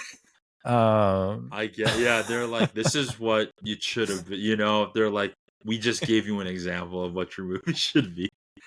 That's brutal. Right. Oh man. Yeah, brutal. Dang, a lot LA of okay, shoot, LA Times, don't get them mad about it going forward. That's funny. Yeah, Bob Gale said in the making of that a lot of critics were really nasty to Spielberg about this one. And that's probably one example of that. I heard a clip of the Siskel and Ebert talking about it. I haven't listened to them enough to like be able to recognize like whose voice is who. I didn't watch a video. But one of them was saying that it's basically Animal House Goes to War, which makes sense because you got, Belushi and whatnot. And this is a quote that one of them said. He was going for nonstop slapstick comedy, but only hits the nonstop part. Yep. Yeah. Which I was like, oh yeah, that's a good one. Yeah, there you go. Hey, at the very least, it gave us some good zingers, to talk about. There's nothing quite like getting film critics going when they can have a fun. They can throw a jab in there. So yeah, for sure. Yeah, but here's the crazy part. This was not necessarily a commercial failure. So you had like a $31.5 million budget. It basically made that back domestically, which I think if you take that alone into account and that like domestically it only made back its budget, like you could consider that a flop. But it did actually pretty well internationally. It made like another 60 million or so internationally. Which, so I mean, it ended up with a total worldwide box office of around 90 million. So that's actually like pretty good return on a $31 million movie. Spielberg said that Europeans loved it, apparently, which maybe is where a lot of that 60 million came from. I don't really get it, but I'm not European, so Right. I don't know why they loved curious- it, but that's what Spielberg said in the making of documentary. So I don't know if you'd happen to know this, but it makes me curious. Like, do you know? Because I know we had. Let me scroll back up to actually remember the character. Oh yeah, Toshiro Mifune, right? Was in this. So, do you know if the film was released in Japan, and then B, how don't know. people in Japan either received it or not? Mainly just because I'm like, I could see them, of course, being like, this is not, we're not going to release it. But I'm like, on the other hand, you have this famous actor, so I wonder if that's like a Trojan horse in a way for release there. It says on IMDb, it says March 8th, 1990, Japan. So yeah, I guess it did release in Japan. I didn't really see anything about the reception there. The reception, I would imagine not great. yeah, that's true. But also, I'm not Japanese. Maybe that's like, maybe they went for that like style of comedy. I don't know. Comedy is a weird thing. You never know like what's going to work for who. Especially like if it's a different culture, like I don't know what like a Japanese sensibility is for like humor. So yeah, it was apparently released about a month later in Japan. So yeah, there you go. Interesting. There we go. But it was. Oh yeah, I did want to point out too. It did get reappraised 15 years later with the release of the director's cut that you mentioned, which you can get on the disc if you want to. Like I said, rent it from the library. Don't spend your money on it. And Spielberg, just like everything I've seen of him has really like mixed feelings looking back, which we'll get into that shortly. But before we do, I did want to point out that it did get 3 nominations. It got nominated for Best Cinematography, Best Sound, and Best Visual Effects. So yeah, it did actually get some Academy recognition, which for sound, I think the sound is a little bit much. It's fine, I guess, but it like Spielberg said, people were covering their ears in the theater, which isn't a good sign for sound. Cinematography was fine, I think. I think I guess the innovation of using the Luma camera, the Luma crane, and some of the stuff they did to like make the miniatures look as good as they do. I could see like cinematography being recognized. And then I think the visual effects is probably the best thing about the movie. The visual effects are actually like pretty well done alongside like the production design and the miniature work. Hello again. Do you know how you can really support the show for free in just a few minutes or less? That's right. Just leave a rating and review on Spotify and Apple, or wherever you listen that might allow for ratings and reviews. These really help the visibility of the podcast. In fact, just hit that pause button right now and drop the review right now. And then you can get back to the show. I'd greatly appreciate it. Okay. I trust that you went and left that rating and review now. back to the show. Yeah, let's dig into the movie a little bit. This is a flop. It's considered by everyone as Spielberg's like worst movie, which I guess spoiler alert for how we rate this movie, but I agree. And for the ones I've seen so far, I still have a decent amount of blind spots, but yeah, Spielberg. This is a quote from Spielberg. Quote, on about the 145th day of shooting, I realized that the film was directing me. I wasn't directing it. Unquote. And man, that I feel like that really sums up the problem with this movie. No one had control of it. It seems like the writing, the direction, even like the producers, no one really had control of it. It just got way out of hand. No ideas were off the table. No, like, even Spielberg in the making of doc, like I said his philosophy was anything goes. And that's just like, turns out not a great philosophy for a movie, even for a comedy. But yeah,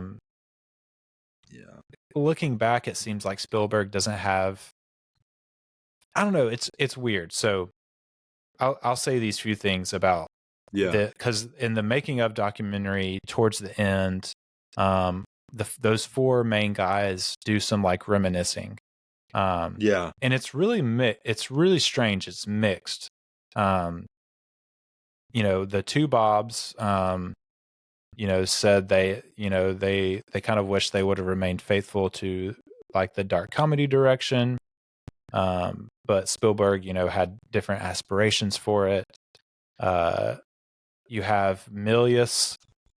Milius talks about like how it was a terrible premiere, kind of like humiliating, but they like survived it. And now, for the, they did this making of doc the 15 years later when they released the director's cut. And so, he's looking back and he's like, oh, well, now it's getting reappraised with this director's cut. And it's like, okay, yeah, but it's still bad. But, and then he talked about how they all had this idea of social irresponsibility, kind of this idea of like not being politically correct on purpose, so that you could kind of push back against the system. And I don't know, like, to me, there is a way to do that correctly. This movie to me doesn't push back against the system. It pushes back against it. Like it's like racist and sexist. And that sort of like not being PC is like not doing anything for the system. It's doing things against the people that the system is already oppressing. And so it's like kicking people while they're down. And that's not, to me, that's not funny. If you want to make this a movie about like how terrible Hollywood is and make it about like the hysteria, like make some sort of comment on the state of Hollywood in relation to the hysteria of LA during this event where they thought Japanese like bombers were flying over, that I could see like, okay, yeah, there's something there. But this doesn't feel like that movie to me. Maybe that's what they intended, but the result you get is not that at all. And I do think that there maybe was some intention there, which is why they set it in Hollywood and focused on that part of the story. Maybe they did have intentions to kind of have some social commentary about the state of Hollywood, but man, it doesn't come across in the end result at all. This is secretly Steven Spielberg's Babylon. That's really what your takeaway is from this. Is what I'm hearing. I don't know, because like there are moments like, and we'll probably get to this later too, but it's just like, there are a couple funny lines and shit. Like I think of that one scene where they're like, what are you guys shooting at? And he's like, I don't know, whatever they're shooting at, you know, like, and it's like Yeah. a couple things where I'm like, it's Yeah. like there are these sequences where you're like, okay, you are trying to get at like the Hmm. banality of war, the like, you know, you're Right. speaking on like, so it's like you can have that, but it's like what you were saying, Eli, when it's like, but just what we're seeing visually. And I feel like that's Yeah. just the biggest thing, you know. It's like you can have these dialogue moments that are funny, but like at the end of the day, what are we actually as viewers witnessing, since film's a visual medium? And it's like, you're right, it's just more Mhm. fulfillment of like the how awful the Hollywood and entertainment system is. And it's like, Yeah. you know, there's no like, in a way, no visual rebuttal to that. It's just like you're saying, it's Yeah. just continuation and like living into it. And Hmm. we're supposed to be like, look at how bad it is, you know, because you're just perpetuating it, you know, or they're just Right. perpetuating it. Yeah. Yeah, and even like that makes me think of the something that Bob Gale said looking back, was that he felt that it was underappreciated, and he like even pushed back on it being a flop. He was like, "Well, it wasn't a flop, you know, it made the studios a lot of money," and I'm like, "Yeah, but that's part of the problem. Like, That it's part of yeah. like the fact that this movie made studios money, like means that they're more willing to make this sort of like terrible movie again, um and just give like directors a blank check that have had success in the past and have no like, I mean, you have so like Close Encounters, or so Raiders. Let's go to like jump forward to Raiders, something that Right. we'll talk. I actually already had that conversation and recorded that that episode. But something we'll talk about is Spielberg intentionally bringing in Frank Marshall because he had Mhm. seen how Frank Marshall as a producer worked. He respected him. He knew that he was going to like be good for him and keep him disciplined. And in Interesting. this movie, it's like, oh, I'm making this movie with my good friend and we're just like having fun. And that lack of discipline is in kind of the blank check. You know, this is a budget that slowly grew over time. It wasn't originally a 31 million, but they were like, oh, it's Spielberg, we'll just keep giving him money. Exactly. And that can be a big problem. You know, it was more beneficial to the studios to take a chance on Spielberg with this movie and it potentially being a flop than to give money to like smaller films. And that's a problem we're still seeing. You know, Oh, for sure. in fact, oh shoot, American fiction director Oh yeah. Is it Cord Jefferson? Cord Jefferson, yeah. Yeah. His speech, like I loved his acceptance speech for adapted screenplay at the Oscars, where he talked about, you know, instead of a $200 million movie budget, let's have like 10-20 million dollar movies, or let's have 20 Exactly. $10 million movies, because you know that's the sort of budget his movie was working with. And it was a great movie, you know. Let's give more people chances with like, I mean, a 10 million, $20 million budget, like that's a pretty good budget to make a good movie if you're a good filmmaker. Yeah. And so I don't know, it's like this problem that was like starting back in the mid to late 70s, like has perpetuated itself and is still it's still a problem now. Like we just are pumping out like bad to mediocre MCU movies with these huge budgets instead of like giving more people chances, like to, you know, for something to like really cool, you know, really great. So yeah. Yeah, no, and it's all like to this point about, you know, like what you were saying, the you know, risk aversion. I feel like Mhm. just, you know, the like and yeah, I don't know. It's just, I feel like there's better ways to distribute, you know, resources and all of that. Yeah. And it's just, so we'll have to see, you know. So. Yeah.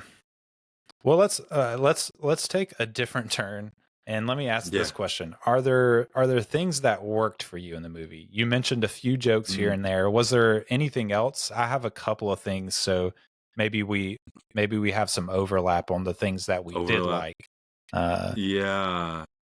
I was looking at my notes here too. It's like, I think what was it? I feel like that what you're saying, like the jump, like that sequence where once again, it's like always like mediated by the fact that like there's still a lot of sexism and misogyny happening, and then that dance sequence, of course, like I just feel like the way that was choreographed was really interesting. I think like that like tablecloth being pulled, and then we talked about like I remember noting that and be like, that's really cool. Yeah, that sort of happened. And he did the little backflip or whatever off the table. Exactly. Yep, that part was really great. I think what was fun too, and maybe this is just, it's kind of like what you were saying with like looking at other films later, was just sort of like seeing potential connections, and maybe like Spielberg doing like a trial run for other things he might do in later projects. And like I think even of like the Ferris wheel rolling, and I'm thinking, in the opening for Raiders, and like it's the giant boulder, and I'm like, oh, is that a potential visual? Oh, that's a good point.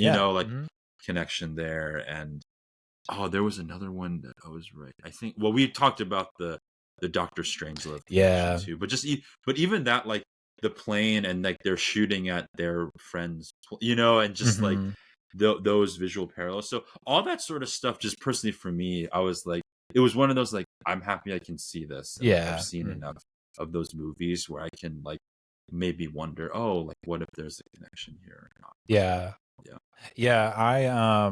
the scene that really stuck out to me, you mentioned it, is the jitterbug dance sequence. Yeah, and it's kind of like a half dance, half like chase, half fight. It breaks into a fight. All these elements. It breaks into a fight at some point. But yeah, that whole sequence to me is like the best part of the movie.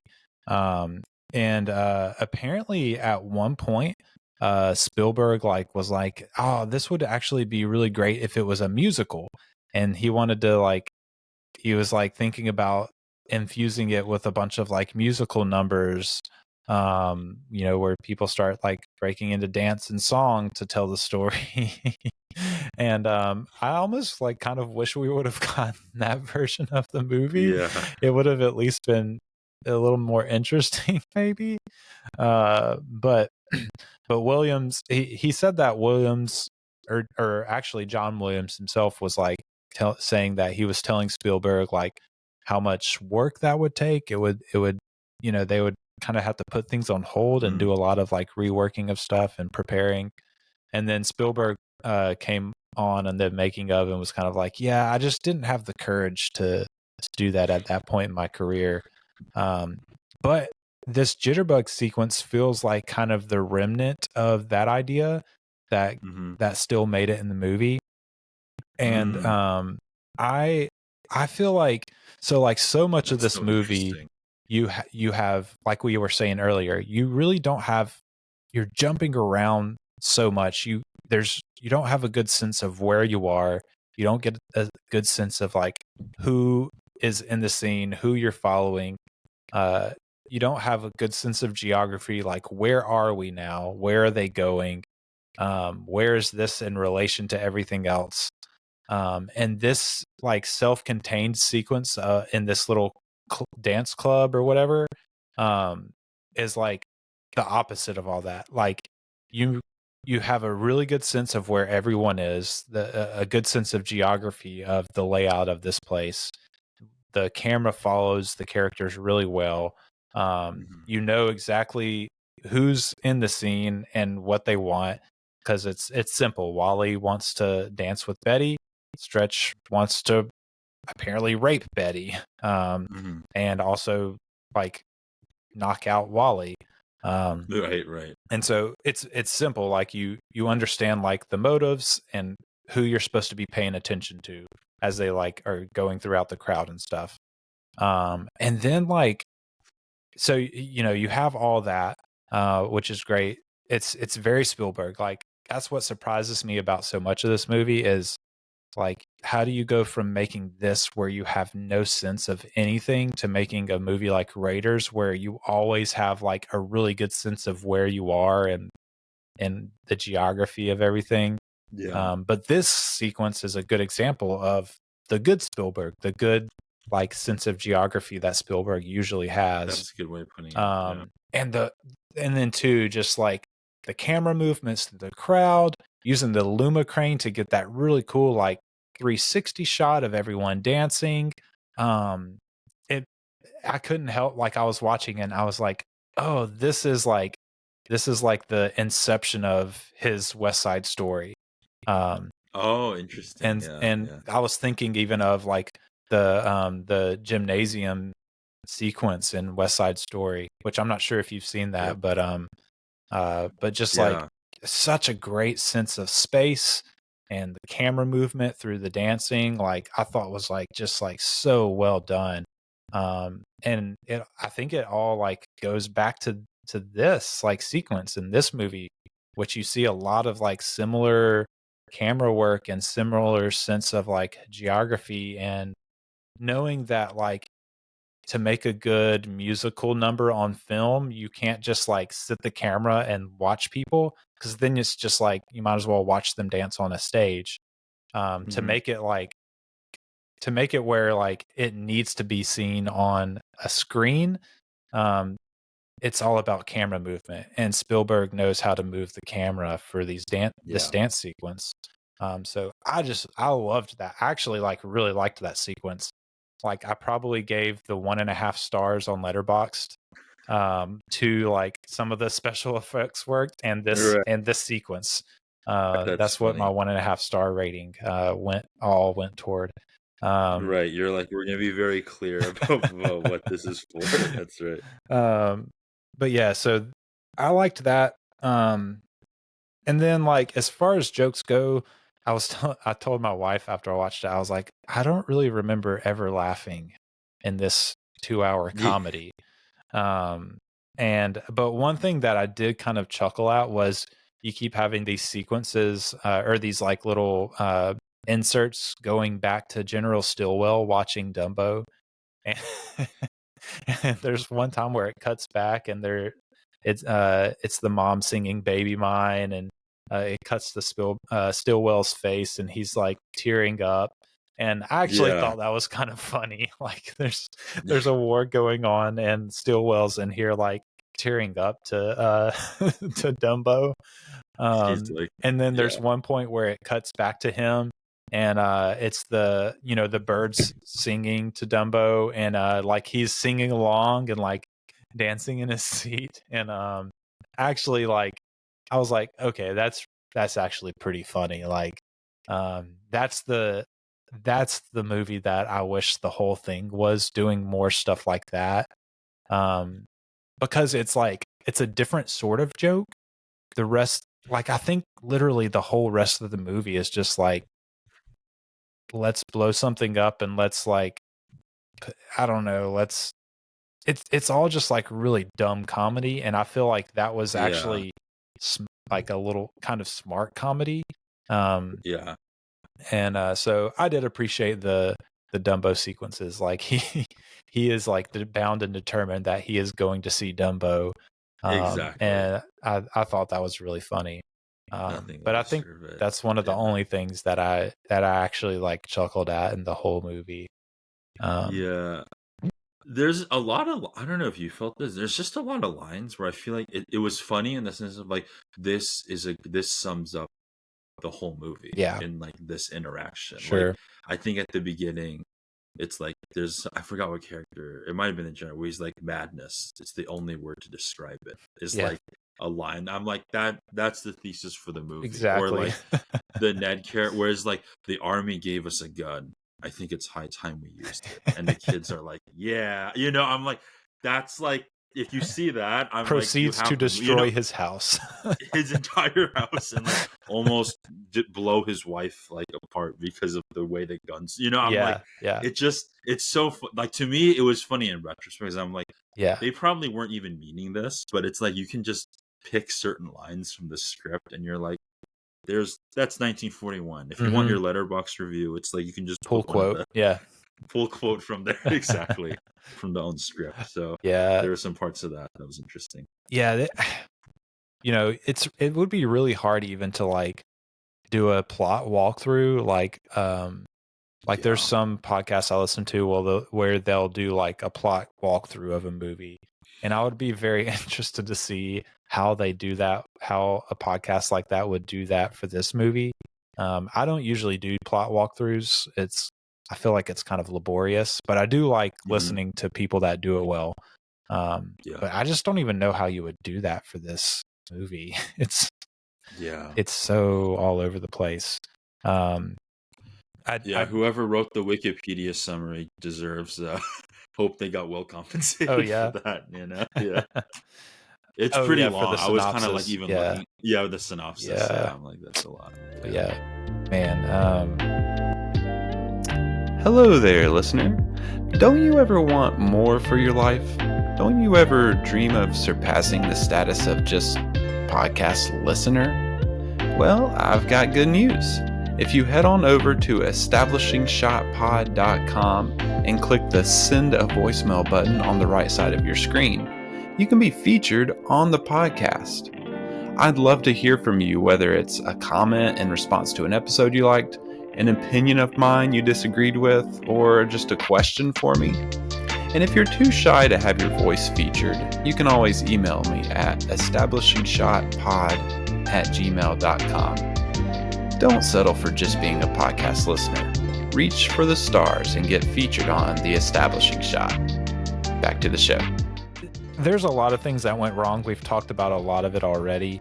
I wrote down a few things. One of them is just like you have that relentlessness of like a Looney Tunes cartoon, screwball kind of comedy. But it works for a short time for like a Looney Tune, but it doesn't work for like a feature length movie. Because this movie is just like nonstop, just like either Siskel or Ebert, one of those guys said. Exactly. It's like nonstop without the comedy part. Just nonstop. Yeah. It doesn't help that it's just like a series, like I said, of like basically the same kind of jokes over and over. Yeah. And then like another thing is just like it's extremely like sexual and perverse, which like there's a lot of like sexual and perverse comedies that like are actually funny. I mean we can all think of some off the top of our head. But this one, like I said, is just kind of all of it is a very like it's just all weird or gross the way it's portrayed. I mean, you have like talking about like cartoons, you basically have Betty being like olive oil being fought over by Popeye and Bluto, the whole movie. And it's just like, it's just not, I wrote in my notes, rape isn't funny. And it's just like, yeah. Anyway. I know. Well, and it's like what we were kind of tying back to. It's just like, why, of all the, like, what does that, if it's like a spoof, if you're parodying, like, what are you trying to use with this, what are you trying to say? What are you like? What are you trying to say? It's not saying anything. It's just like I want to try to give them the benefit of the doubt that they were trying to do something with it, but it doesn't come across on screen. It just comes off as like straight played for laughs. This dude is like dragging this girl under a truck to try to like have his way with her. It's like it doesn't play for straight laughter. Like you've got to do something with that. Like, I mean, I'm not a writer, so a screenwriter, so like don't look to me for ideas, but So you got to do Yeah. something with it. Yeah. Well, and Um, it's like it made me think about, I was like I think I was looking at my notes. I think I was like Clockwork Orange question mark, like I yeah, was just yeah. like we talk about the Kubrick Spielberg and I'm just like what's the like you were saying, like I Well, don't like really Doctor, get it. Yeah. the Doctor Strangelove parallel. It's like Strangelove had a very like specific tone. Um, it was like it was very tongue in cheek, sarcastic, like, and you kind of know that, like, and there's that tone through the whole movie.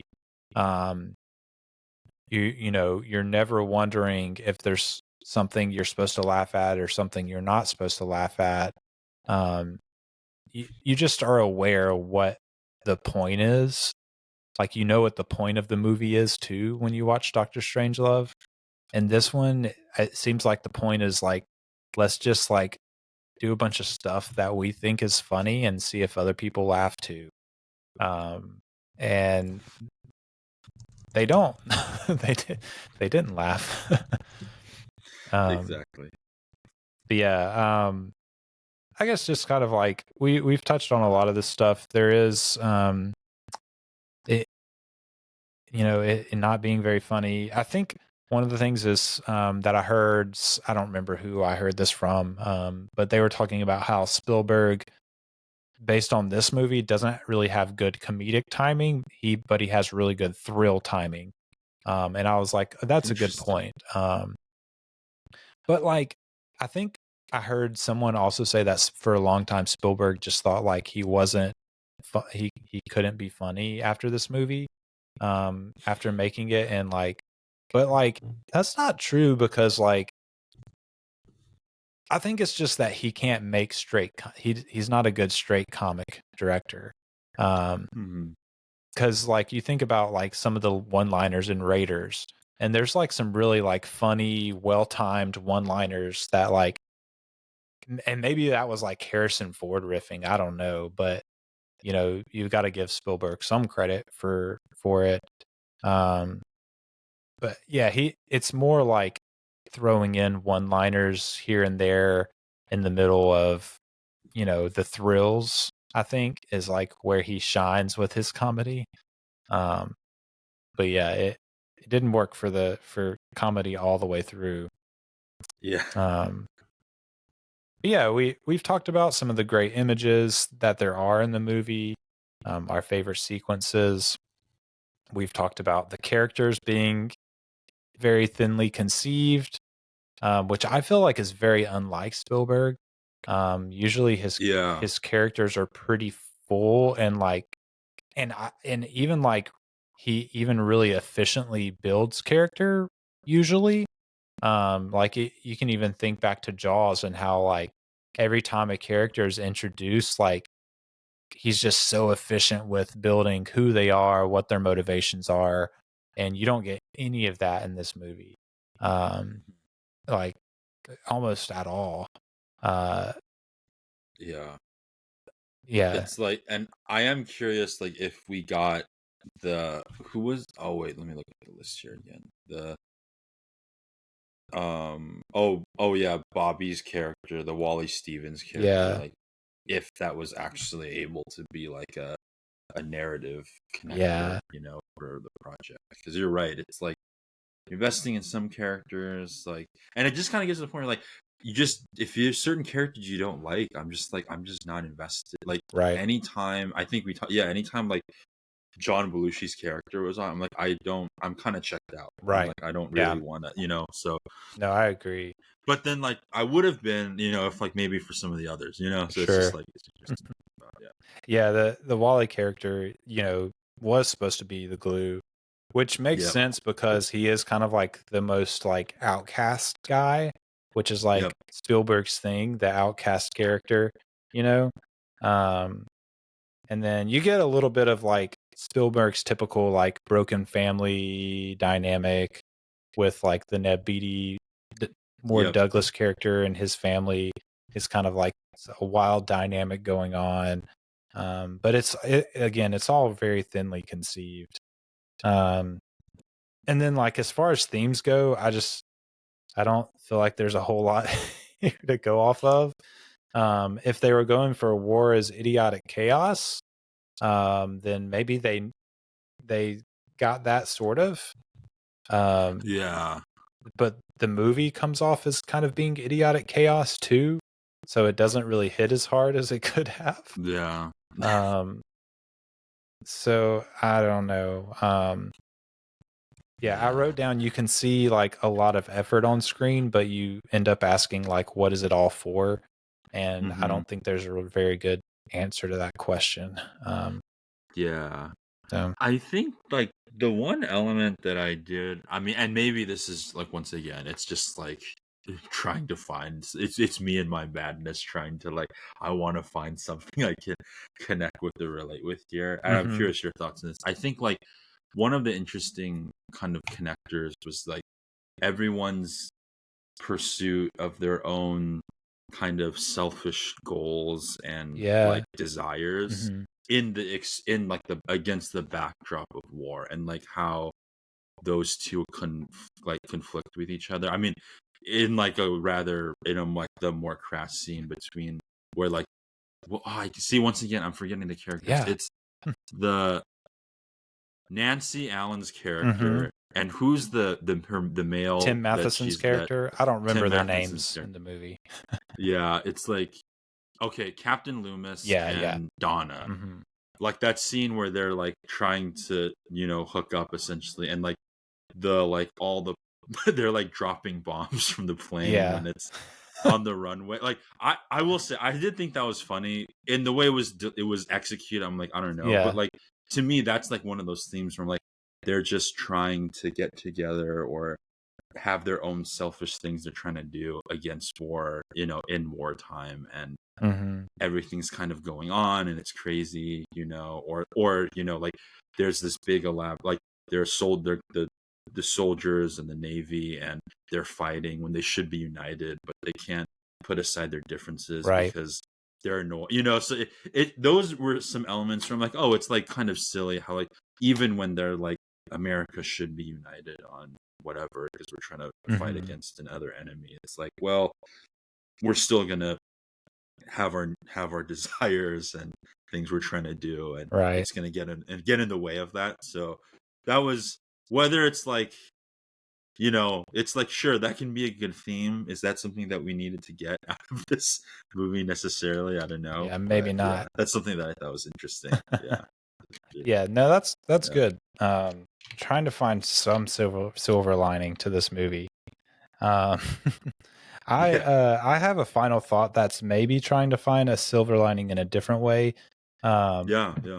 Spielberg talked about reading reviews 5 years later after making this movie and kind of being like fascinated by the reviews, and he didn't really elaborate on that, but I just kind of wanted to take that idea and just like talk about learning from your mistakes or failures. And it seems like Spielberg really like took that and ran with it. Like when this was a failure, maybe it made some money, but that's not really like, for a filmmaker like Spielberg, it's like, okay, it made money, but everyone hated it. Like, I don't really feel good about it. And so, for him, it was something he had to really like learn from and grow from. And, it's one of those things where like, okay, yeah, he went on and he made Raiders of the Lost Ark. Like, so he learned something from this. And it feels like it's probably a lesson a filmmaker like Spielberg, who's had such a long career, has had to learn a few times. Like over the course of your career, you have a movie that you really are excited about, but like kind of gets away from you. And with a career as long as Spielberg, so that's happened probably 2 or 3 times. But yeah, just learning from that and growing from it, I think is something that like, I guess we can maybe all take away as a lesson from this, just as Spielberg did. I mean, he went on to have like an incredible run in the 80s, following this. So, I don't know. It just and then too, like, he obviously had like a hunger and desire to like make something that spoke into like World War II, and like he went on to make like 2 really phenomenal World War II movies, and Saving Private Ryan and Schindler's List, and so like, that hunger, he also like didn't let that desire die, just because he failed with this in comedy form. He still had that hunger and desire to speak toward that era, and went on to make 2 phenomenal successful movies, and so that's kind of my final thought takeaway from this is, when you fail, like, don't let it be the end. It's not the end. It's just another step along the way. You learn from it, you grow, and you go on to have, I guess, one of the best filmmaker careers of all time. Yeah, that's right. Oh, well, that's Spielberg. It's not us, but yeah, right. But it's like a good point of like, I think people, it's interesting to think about, like you said, what the films that came after this, and when you're a filmmaker or like any creative, I mean, even for, it's funny, like Eli, we were talking about like how there's the new things you're trying to do with like podcasts, and for me as a writer, and there's something about, I mean, I don't think either of our work is being read or consumed at the level of Spielberg's films. Fingers crossed, maybe, unless you don't want that. Maybe right? eventually.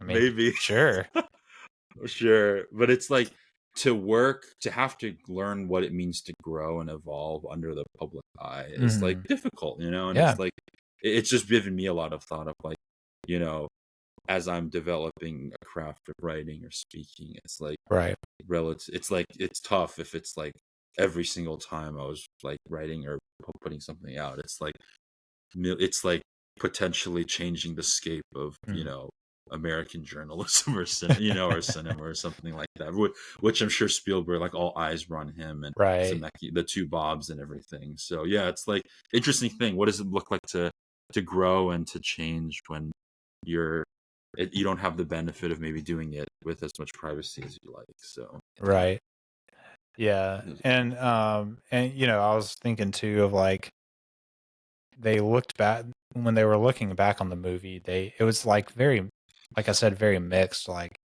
Spielberg like was kind of had unhappy memories of it and stuff, but also like still remembers like enjoying making it and having a great time, and really like enjoying watching it even, which I guess sometimes like it's like, well, I guess that one was just for us and nobody else liked it. So I guess like I think it's like an objectively, I don't know, it's hard to say a movie is objectively bad. This feels to me like it is, but some people might like it, and it's hard to like tell them they're wrong. They enjoyed it. But I mean, like, just rolling with the punches and being like, well, that one didn't work. I still enjoyed it, but I'm going to keep going. And then another thing is like having people around you in your community to like kind of pick you back up. Spielberg, after this movie, was like super down, and Lucas was like, hey, I've got this idea, George Lucas. And, then you get Raiders, and it's like having, a friend that like comes along and is like, hey, like, let's make something together, that's pretty cool too, Exactly. I was just trying to find something where I was like, what was I trying to say? You continue. The thought's gonna come back to me. But I was just gonna move into ratings. I had mentioned I gave it a 1.5 star rating on Letterboxd, which is a 3 out of 10. Did you come up with a rating? I'm actually. Oh, that was actually. It was related to my question because I was trying to find if any of my mutuals had watched it. Did you? Did you lot any of your mutuals had they seen the film on Letterboxd? Yeah, before yeah. You watched it. Okay. Yeah, there's I kind of like follow a lot of people on Letterboxd. Yeah. But yeah, I had actually Dave Lester, Yeah. who has been on the podcast a couple of times, also gave it a 1.5 star. And let's see, Brian Tellerico, who's a critic, gave it 2.5. Yeah. Let's see, I follow a few critics. Matt Singer gave it a 1.5 star. Yeah. Daniel Howitt gave it 2 stars. Those are really the only like notable people that people might recognize as critics. Mariah E. Gates gave it 2 stars. Yeah, I mean, nobody gave it. I mean, I follow a couple people that's like 7 stars or 8 stars, and so I'm saying 7. I mean, like 3.5 stars or 4. Yeah. And I don't really. They didn't write anything about it, so I don't know how they got there, but I'm just seeing someone right now just gave it a 5. I will not disclose their name on this, just to leave them from any potential harassment. But all in jest. But no, I was just curious because I'm wondering like where your rankings fell. I'm probably more with you. I'm wavering between 1 and 1.5.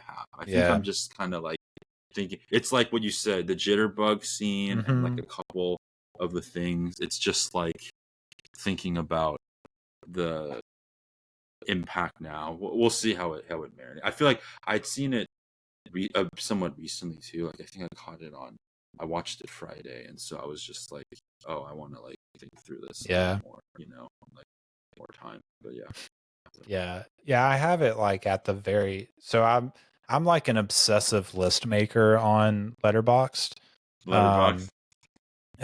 Which is, I don't know if that's like a disease. But there are those of us that have it if it is a disease. But so I like have rankings for like a bunch of directors. So of course I have my Spielberg's ranking list of all of the movies of his I've seen, and this is at the very bottom. And I even have like his TV movies in there, like Something Evil, which isn't that great, but was more interesting than this, at least. And so, yeah, I just really didn't go for this one.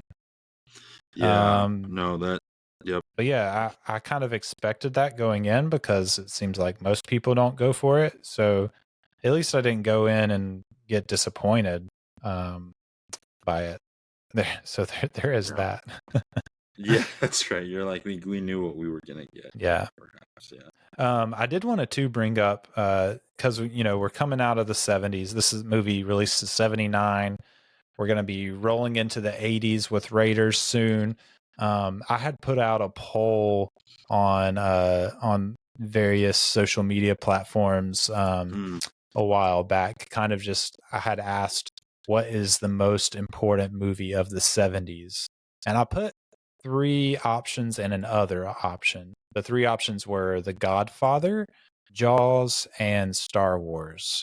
So those were the 3 options. What would you pick, or would you pick a different one just off the top of your head? The Godfather, Jaws, Star Wars, or something else for the most important movie of the 70s. So you kind of have to interpret what most important means, I think, is part of it. Yeah, man. Dang, that's tough. So I'll tell you this. The final results came out.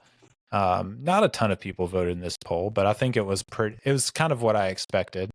It was like somewhere between 12 and 14 people voted Star Wars. You had like 5 or 6 votes for Jaws and like 2 or 3 votes for The Godfather. So that was the final results. But I wanted to see what you thought. Kind of our transition out of the 70s. out of the 70s. I was like, let me go back and vote for that. As a sidebar, you can totally cut this out of the recording if you want. My algorithm is just not. It just does not give me things like this. Is content I would have wanted to see, but I just Yeah, I didn't. don't know. I need to turn notifications on for establishing shot now. Yeah. I realized, so that's a good reminder. But I would have said Jaws. Okay. For the blockbuster thing alone. I know I'm looking at it now. I know it didn't get either any or maybe got very little votes, but I just, even though I'm more Star Wars and that's more of a world I'm familiar with, I feel like Jaws, for like what it did for the blockbuster, I don't know, I just feel like it coming out and like how to do more with less. Right. This movie, not to bash the 1941 more, but it probably could have learned a lesson. Right. Yeah. Doing more with less, more is not more. More and being more is not always good. As the film. Yeah, for sure. Yeah, I so like out of those 3 movies, Star Wars is my favorite. Yeah. And a lot of people, I guess, so I kind of interacted with a couple of people just DMing some of my friends, and they were voting Star Wars, and they were just kind of saying like it. So they weren't making this argument. It did overtake Jaws as in the box office when it came out, but they weren't making that. They were more like thinking about like the staying power in culture, and I think that's true. I think Star Wars of the 3 has the most staying power in culture, in like popular culture. So like if you're thinking about it in that way, it's like, yeah, that's the obvious choice. I was thinking about it a little bit in a different way. And so like I think like I see it kind of as like the Godfather like walked so that Jaws could run, so that Star Wars could be like the sun that like really like flies to the moon, Yeah, exactly. Because the Godfather did a lot of things that Jaws kind of replicates. Coppola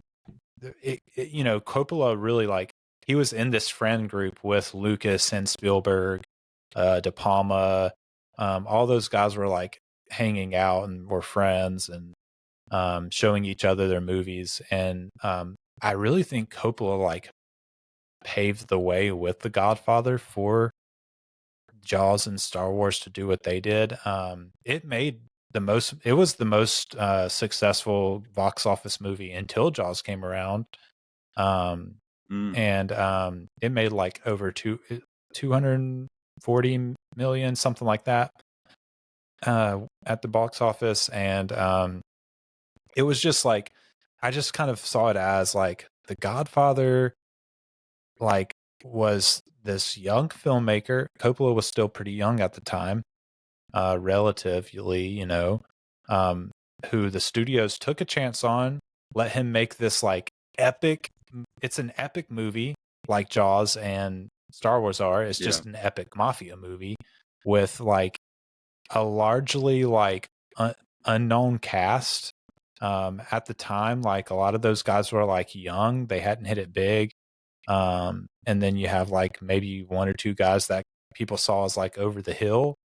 And so just like making that movie and it being so successful, I think like paved the way for studios to be willing to give those young guys like, chances.